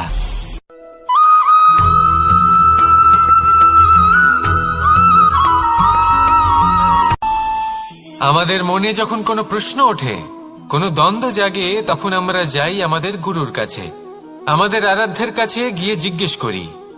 এইভাবেই একদিন আমি পৌঁছলাম আমার আরাধ্যের কাছে, আমার মহাদেবের কাছে, আর ওনাকে প্রশ্ন করলাম যে মহাদেব, জীবনে আনন্দ পাওয়ার, উৎসব পালনের, প্রেম ভাগ করে নেবার, জীবনকে উপভোগ করে নেওয়ার সর্বশ্রেষ্ঠ সময় কোনটা? মহাদেব হাসলেন আর উনি বললেন, জীবনে উৎসব পালনের সবথেকে শ্রেষ্ঠ দিন হল মৃত্যুর ঠিক আগের দিনটা। প্রেম ভাগ করে নেওয়ার সবথেকে শ্রেষ্ঠ মুহূর্ত হল মৃত্যুর ঠিক আগের মুহূর্ত। জীবনকে উপভোগ করে নেওয়ার সর্বশ্রেষ্ঠ প্রহর হল মৃত্যুর এক প্রহর পূর্বে। তখন আমি চমকে গেলাম। আমি বললাম, কিন্তু মহাদেব, মৃত্যু তো অনিশ্চিত, আমরা জানিও না কবে আমাদের মৃত্যু হবে। মহাদেব আবার হাসলেন। উনি বললেন যে যদি আমরা এভাবে জীবন কাটাই যে আমরা জীবনের প্রত্যেক দিন, প্রত্যেক মুহূর্ত, প্রত্যেক প্রহর শেষ বলে মনে করি, তাহলে আমাদের সমস্ত জীবন আনন্দের সাথেই অতিবাহিত হবে। কি বলেন?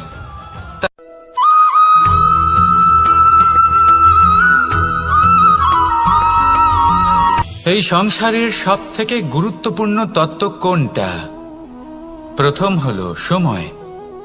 জন্ম থেকে মৃত্যু পর্যন্ত এই যে সময়, এটাই তো হলো জীবন। দ্বিতীয় হলো জীবন, যাতে আমরা সময়ের সদ্ব্যবহার করি, শ্রেষ্ঠ থেকে শ্রেষ্ঠতর কাজ করার চেষ্টা করি, বহু বছরের এই পরম্পরা, এই সংস্কৃতিকে এগিয়ে নিয়ে যাওয়ার চেষ্টা করি, এই সংসারে আমরা অংশগ্রহণ করতে চেষ্টা করি। তৃতীয় হলো ধন, সেই ধন যা প্রত্যেক ব্যক্তি অর্জন করতে চেষ্টা করেন। এবার এই তিনটি তত্ত্বের মধ্যে একটা সামঞ্জস্য আছে, সমান ব্যাপার আছে, সে ধনই হোক বা সময় হোক বা হোক জীবন। আর সেই সমান ব্যাপার হলো যে যদি আপনি এটা গণনা করতে থাকেন তাহলে তা কমতে থাকে, যদি আপনি এটা ব্যবহার করেন তাহলে তা বাড়তে থাকে। একে সংগঠিত করে রাখতে চেষ্টা করলে এ হাত থেকে ফসকে যায়, কিন্তু যদি আপনি একে সামলে রাখতে শিখে যান তাহলে এমন কাজ করবেন যাতে সংসারের সাথে সাথে পরবর্তী প্রজন্ম লাভবান হবে। যদি কিছু শিখতে চান তাহলে সামলাতে শিখুন, গণনা করা বা সংগঠিত করা নয়। আসুন আর আমার সাথে ভালোবেসে বলুন, রাধা রাধা।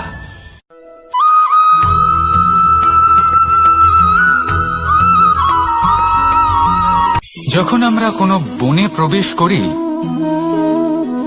তখন এই সবুজ ঘাস দেখে, এই কোমল ঘাস দেখে আমাদের মন প্রফুল্ল হয়ে ওঠে। ভিন্ন ভিন্ন প্রজাতির ফুল, ভিন্ন ভিন্ন রঙের ফুল দেখে এই মন আনন্দে ভরে ওঠে। এখানে শিশুরা আনন্দ লাভ করে, বড়রা ভোজন গ্রহণ করেন, কথাবার্তা বলেন, হাঁটাহাঁটি করে বেড়ান। এবার ভেবে দেখুন, যখন এই উপবনের নির্মাণ হয়েছিল সেই সময় যদি এই মাটিকে সঠিকভাবে খনন না করা হতো, যদি তাতে সঠিকভাবে বীজ রোপণ না করা হতো, যদি কোনো সংঘর্ষ না হতো, পরিশ্রম না করা হতো, যদি চলতে চলতে পায়ে কাঁটা না বিঁধে যেত, তাহলে এই সুন্দর বন দেখে আমরা কি এই আনন্দ লাভ করতে পারতাম? কখনোই নয়। ধরুন কোনো নদীর তটে সুন্দর একটি বন আছে, সেই বনের আনন্দ লাভ করতে গেলে আপনাকে সেই নদী পার করতেই হবে। যদি সুখের নদীর কাছে পৌঁছতে চান তাহলে তটে যে কাঁটা রয়েছে সেগুলোর সাথে সংঘর্ষ করতেই হবে। এই সংসারে যদি আপনি সুখ লাভ করতে চান তাহলে সুখ লাভের এই যাত্রা শুরু করতে হবে সংঘর্ষ দ্বারা। তাহলে সংঘর্ষকে স্বাগত জানান, এর পেছনেই সুখ রয়েছে যা আপনার জন্য অপেক্ষা করছে। এবার হাসুন আর আমার সাথে ভালোবেসে বলুন, রাধা।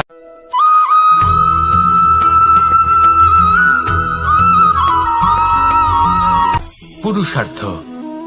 শাস্ত্রে 4 ধরনের পুরুষার্থের কথা বলা হয়েছে। প্রথম হলো ধর্ম। আপনি কি জানেন এই ধর্ম আসলে কি? আপনার কি মনে হয় ধর্ম আসলে কি? কোনো বিশেষ ঈশ্বরকে মানাই কি ধর্ম বলা হয়? নাকি কোনো বিশেষ রীতি পালন করাই হলো ধর্ম? নাকি কোনো বিশেষ সাহিত্যকে সর্বশ্রেষ্ঠ মনে করাই হলো ধর্ম? না, ধর্ম হলো সেটা যাকে ধারণ করা যেতে পারে, আর ধারণ শুধু সেটাই করা যায় যা পবিত্র। পবিত্র শুধু তাকেই বলা হয় যা নিঃস্বার্থ, যার মধ্যে শাসন করার কোনো ইচ্ছে নেই, যা সরলভাবেই প্রবাহমান, জল এবং বায়ুর মতো। যখন কোনো ব্যক্তি ধর্মকে ধারণ করেন এবং সেই ধর্ম সেই ব্যক্তিকে রক্ষা করে, তখন তাকে ধর্ম বলা হয়। ধর্ম যা রক্ষা করে অহংকার থেকে, খারাপ চিন্তার হাত থেকে। সেই জন্য পুরুষার্থ গড়ে তোলার আগে, ধর্ম পালন করার আগে ধর্মের প্রকৃত অর্থ কি সেটা বুঝে নিন। এটা জেনে রাখুন যে সমস্ত ধর্মের আধার, সমস্ত ধর্মের ভিত শুধুমাত্র ভালোবাসা। আসুন আর এই ভালোবাসার সাথেই বলুন রাধা রাধা।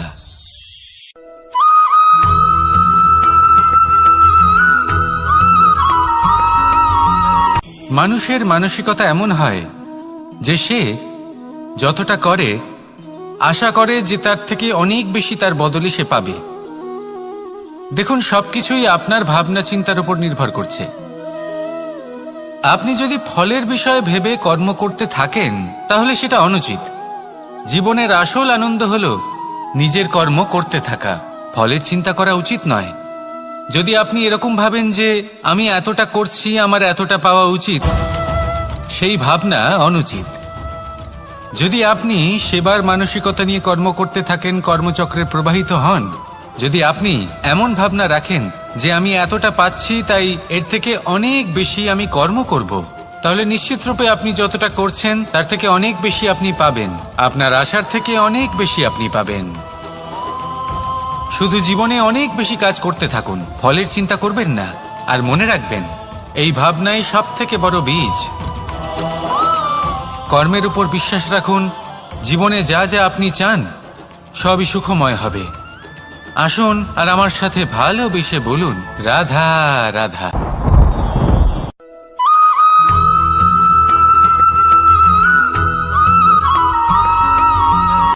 সংসারে আমাদের জীবনে যখন কোনো সুখ বা দুঃখ আসে, তার জন্য আমরা কাউকে না কাউকে অবশ্যই দায়ী করে থাকি, তাই না? এই ব্যক্তি আমাদের সাথে এরকম কাজ করেছেন তাই আমার সাথে এমন হলো। ওই ব্যক্তি যদি এমনটা না করতেন তাহলে আজ আমি ওই স্থানে পৌঁছতে পারতাম। সবই আপনার দৃষ্টিভঙ্গির ওপর নির্ভরশীল। আর যদি আপনার দৃষ্টিভঙ্গি এমন হয় তাহলে তা অনুচিত। সত্যি কথা বলতে এই সংসারে ভিন্ন ভিন্ন ধরনের মানুষ আছে। এটা আপনার ওপর নির্ভর করছে কিভাবে তাদের স্বাগত জানাবেন। একবার ভাবুন, আমি আমার দুটো হাত সামনে নিয়ে এলাম, দুটো মুঠো খুলে দিলাম। দুই প্রকারের মানুষ আসবেন, কিছু না কিছু দিয়ে যাবেন। এই মুঠো যদি আমি বন্ধ করে দিই তাহলে না কেউ আমাকে কিছু দিতে পারবে, না আমার কিছু যাবে আসবে। নিশ্চয়ই বুঝতে পারছেন এই দুই ধরনের ব্যক্তি কারা এবং তারা কি দিয়ে যান। আমি যদি নিজের মুঠো খুলে দিই তাহলে কিছু ভালো মানুষ আসবেন, আমাকে আনন্দ, সন্তুষ্টি, জ্ঞান প্রদান করে যাবেন, ভালো অভিজ্ঞতা দিয়ে যাবেন।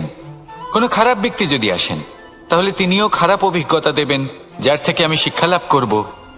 এই সব কিছু আমি লাভ করতে পারি। মুঠো যদি বন্ধ করে রাখি তাহলে আমি কিছুই পাবো না। দেখুন, এই সংসারে প্রত্যেকের জীবনে এইরকম। প্রত্যেকের জীবনে সবকিছুই আছে, ভালো খারাপ দুই মানুষই আছে। ভালো অভিজ্ঞতা আছে, খারাপ অভিজ্ঞতা আছে। নির্ভর করছে আপনার উপর যে আপনি কি করবেন, এনাদের স্বাগত কিভাবে জানাবেন, কার থেকে কি বুঝবেন, কি শিখতে পারবেন, আর কোন দৃষ্টিভঙ্গি নিয়ে অগ্রসর হবেন। এটাই নির্ধারণ করবে যে আপনার জীবন কেমন হবে। আসুন আমার সাথে ভালোবেসে বলুন রাধা রাধা।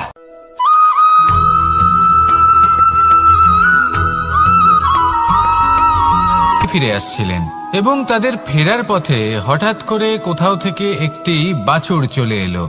এই দুই বোন ভয়ভীত হয়ে গেলেন আর তাদের হাত থেকে সেই আটা পড়ে গেল, মাটিতে মিশে গেল।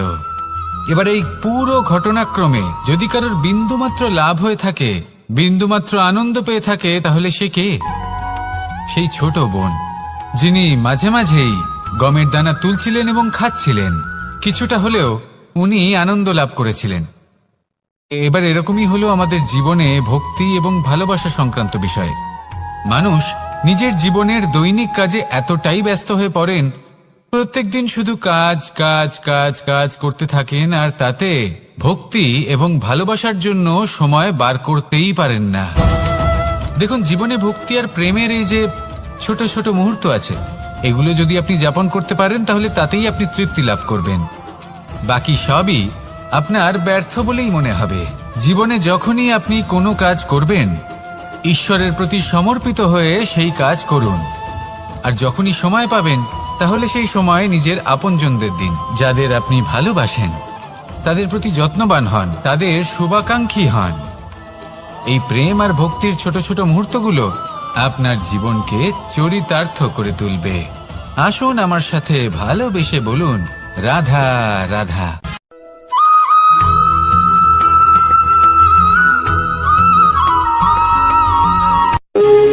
যখন মানুষের মৃত্যু হয় তখন কি হয়? অনেক সংখ্যক মানুষ শোক পালন করতে চলে আসেন। যে ব্যক্তি মৃত্যু লাভ করেছেন তার অনেক বস্তু থাকে যেগুলো তার প্রিয়, যেগুলো তিনি ব্যবহার করেছেন। তার শয্যা, তার বস্ত্র, তার আভূষণ সবকিছু তার থেকে বিচ্ছিন্ন করা হয় এবং খালি হাতে তাকে শ্মশানের উদ্দেশ্যে রওনা করা হয়।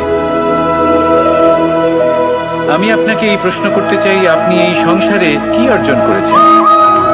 ধন সম্পত্তি, বস্ত্র, আভূষণ, এই সবকিছু যে আপনি অর্জন করেছেন, আপনার মৃত্যুর পরে তা আপনার থেকে দূর হয়ে যাবে। এর উত্তর হলো একটাই, আপনার কর্ম। শুধু সেটাই আছে যা একান্ত আপনার, আর শুধু সেটাই এই সংসার থেকে চলে যাওয়ার পরেও সংসারেই জীবিত থাকবে। যদি আপনি দুষ্কর্ম করেন, তাহলে এই সংসার আপনাকে একটি অনুচিত উদাহরণ হিসেবে মনে রাখবে যে এই ব্যক্তি খুব পাপী ছিল, অনুচিত কর্ম করতেন। যে পথে তিনি চলেছেন সেই পথে কারোর চলা উচিত নয়। সেখানেই যদি আপনি সৎকর্ম করেন, তাহলে সংসার চিরকাল এটাই বলবে যে খুব ভালো মানুষ ছিলেন, সবাইকে ভালোবাসতেন, সবাইকে সাহায্য করতেন, আমার খুব প্রিয় মানুষ ছিলেন। এটাই হলো শ্রেষ্ঠ কর্ম। সেই জন্য জীবনে শুধুমাত্র ধন সম্পত্তি, আভূষণ এই সব অর্জন করতে গিয়ে নিজের মনোনিবেশ করবেন না। শ্রেষ্ঠ কর্ম করুন। সংসার থেকে চলে যাওয়ার পরেও এই কর্মই এই সংসারে আপনাকে জীবিত রাখবে। আসুন আমার সাথে ভালোবেসে বলুন, রাধা রাধা।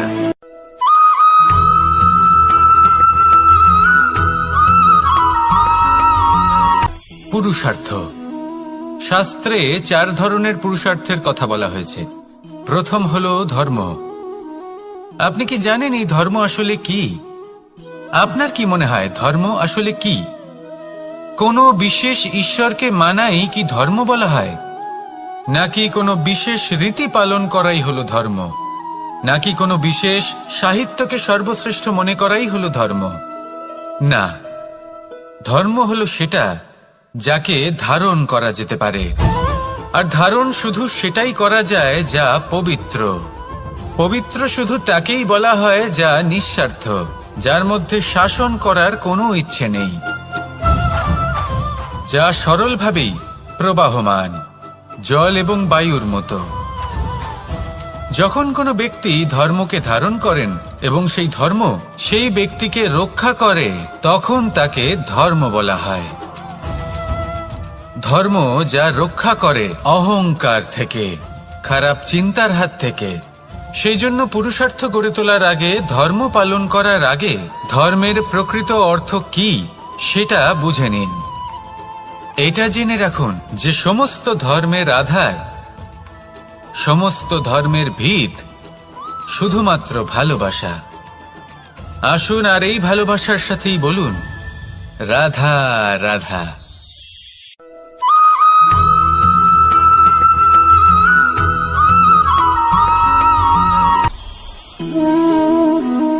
শক্তি এক অত্যন্ত বিচিত্র বস্তু, বা বলতে পারেন অনুভূতি।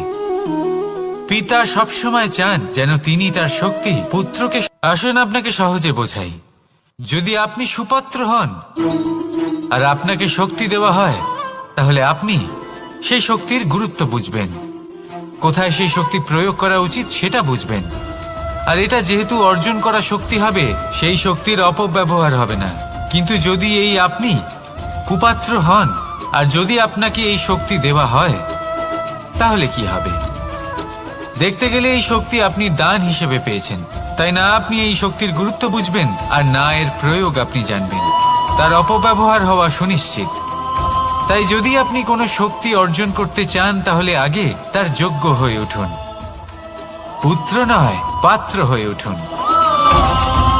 আর আমার সাথে ভালোবেসে বলুন, রাধা রাধা।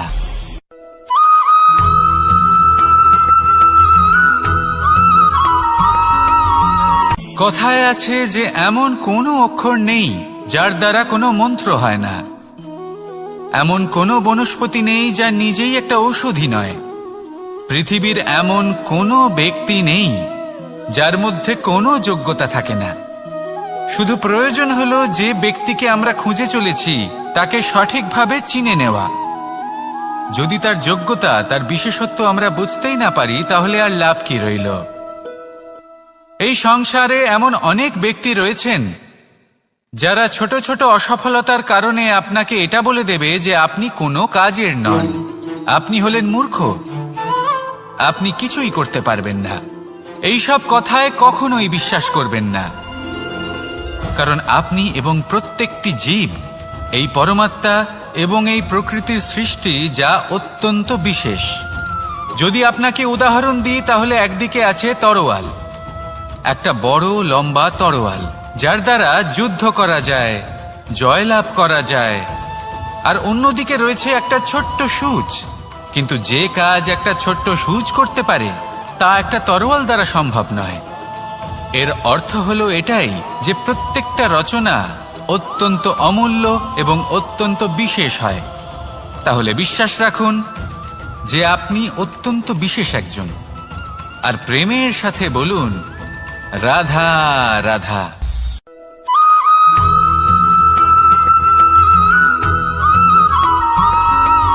মানুষের একটি সমস্যা আছে যে মানুষ সাফল্যকে মাপতে থাকেন, লক্ষ্যপ্রাপ্তিকে মাপতে থাকেন এবং তার তুলনা করতে থাকেন যে ও এত কিছু পেল আর আমি পেলাম না, ওর কাছে এত কিছু আছে কিন্তু আমার কাছে নেই। এই তুলনা করার জন্য ওনারা দুঃখী হয়ে পড়েন, নিরাশ হয়ে পড়েন। তাই আমি একটা প্রশ্ন করছি যে এটা কি উচিত? এই সংসারে আপনি কি নিয়ে তুলনা করবেন, যেখানে সূর্যদেব চন্দ্রমা দুজনেই আছেন, দুজনেই হলেন বিশেষ, দুজনেই নিজ নিজ সময়ে উদিত হন। এদের মধ্যে একজন না থাকলে তাহলে আমাদের জীবন কঠিন হয়ে পড়বে। ঠিক সেইভাবেই আপনি যদি একটা বড় রেখা অঙ্কন করেন, তাহলে অন্য রেখাটি ছোট হয়ে পড়ে না, সে তেমনই থাকে যেমনটা সে ছিল। আপনার অস্তিত্ব কখনো ছোট বা বড় হতে পারে না। শুধু তুলনা করার জন্য আপনার এটা মনে হতে পারে। যদি আপনি যুদ্ধ করতে চান, আপনার তলোয়ারের প্রয়োজন পড়বে। যদি বস্ত্র তৈরি করতে চান, এত বড় তলোয়ার দিয়ে কিছুই হবে না, তখন প্রয়োজন পড়বে একটা ছোট্ট সূচের। তাই তুলনা করবেন না, না নিজেকে ছোট মনে করবেন, না অন্য কাউকে। সবার সাথে সহযোগিতা করুন, আর যদি তুলনা করতেই হয় নিজের সাথে করুন, যে কাল আমি কেমন ব্যক্তি ছিলাম, আজ কি তার থেকে শ্রেষ্ঠ হয়ে উঠতে পেরেছি? ভেবে দেখুন ভবিষ্যতে গিয়ে আপনি কতটা শ্রেষ্ঠ ব্যক্তি হতে পারেন। আসুন আমার সাথে ভালোবেসে বলুন, রাধা রাধা।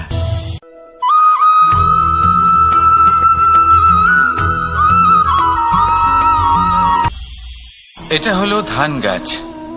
এর থেকে যে চাল উৎপন্ন হয় তা মানুষ গ্রহণ করেন। আর এটা কি? এ হলো জংলি ঘাস। একবার ভেবে দেখুন, যদি এই জংলি ঘাস ধান গাছের আশেপাশে থাকে তাহলে কি হবে? ধান উৎপন্ন হতে পারবে? তা উৎকৃষ্ট হতে পারবে? আমরা কি তা গ্রহণ করতে পারবো? কখনোই নয়। এই জংলি ঘাস ধানকে নষ্ট করে দেবে, কিন্তু নিজে জীবিত থাকবে। এটাই হলো আজকের শিক্ষা। এই সংসারে যদি আপনি নীতির পথে চলতে চান, উচিত কর্ম করতে চান, সংসারকে সেবা করতে চান, তাহলে জংলি ঘাসের মতো ব্যক্তিদের থেকে সবসময় দূরে থাকতে হবে। সেই ব্যক্তি যারা দুর্নীতি এবং মিথ্যা দ্বারা পরিপূর্ণ, যাদের ব্যবহার অশুভ, যাদের অনেক অশুভ গুণ রয়েছে, তারা সঠিক নয়।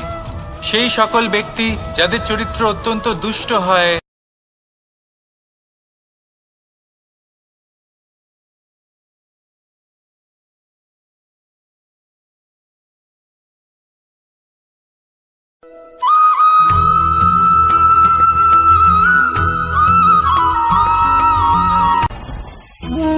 ভোজন। এবার ভোজন সংগ্রহ করার জন্য মানুষ কি না করেন, সবসময় চেষ্টা করতে থাকেন। ফসল উৎপাদনের জন্য অনেক পরিশ্রম করতে থাকেন, কিন্তু অনেক সময় অনেক পরিশ্রম করার পরেও ফসল ভালো উৎপাদন হয় না। এর কারণ কি? কারণ হলো এটাই যে আপনি পরিশ্রম হয়তো অনেক করেছেন, কিন্তু আপনার নজর তো সেই বীজের দিকে ছিলই না যা আপনি রোপণ করেছেন। সেই জন্য সবসময় কোনো বীজ রোপণ করার আগে তাকে পরখ করে দেখুন, তা অত্যন্ত আবশ্যক। আর সেইভাবেই যখনই কোনো কর্মের প্রশ্ন আসে, তাহলে সেখানে শুধুমাত্র পরিশ্রম যথেষ্ট নয়। সেই কাজের প্রতি আপনার কর্তব্য কি, আপনার উদ্দেশ্য কি, সেটা জানা হলো অত্যন্ত গুরুত্বপূর্ণ। তাই কর্ম করুন, কিন্তু সেই কর্মের প্রতি আপনার যা উদ্দেশ্য তার মাহাত্ম্য বুঝতে চেষ্টা করুন। তাহলে আসুন আমার সাথে ভালোবেসে বলুন, রাধা রাধা।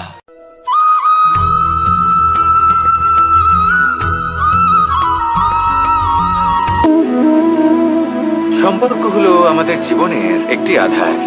কিছু সম্পর্ক এমন যা আমরা জন্মসূত্রে লাভ করি, যেমন পরিবার, মা, বাবা। কিছু সম্পর্ক আছে যা আমরা জীবনে অর্জন করে থাকি, তা সে প্রেমের হোক, স্নেহের হোক বা বন্ধুত্বের। এই সকল সম্পর্ক লাভ করা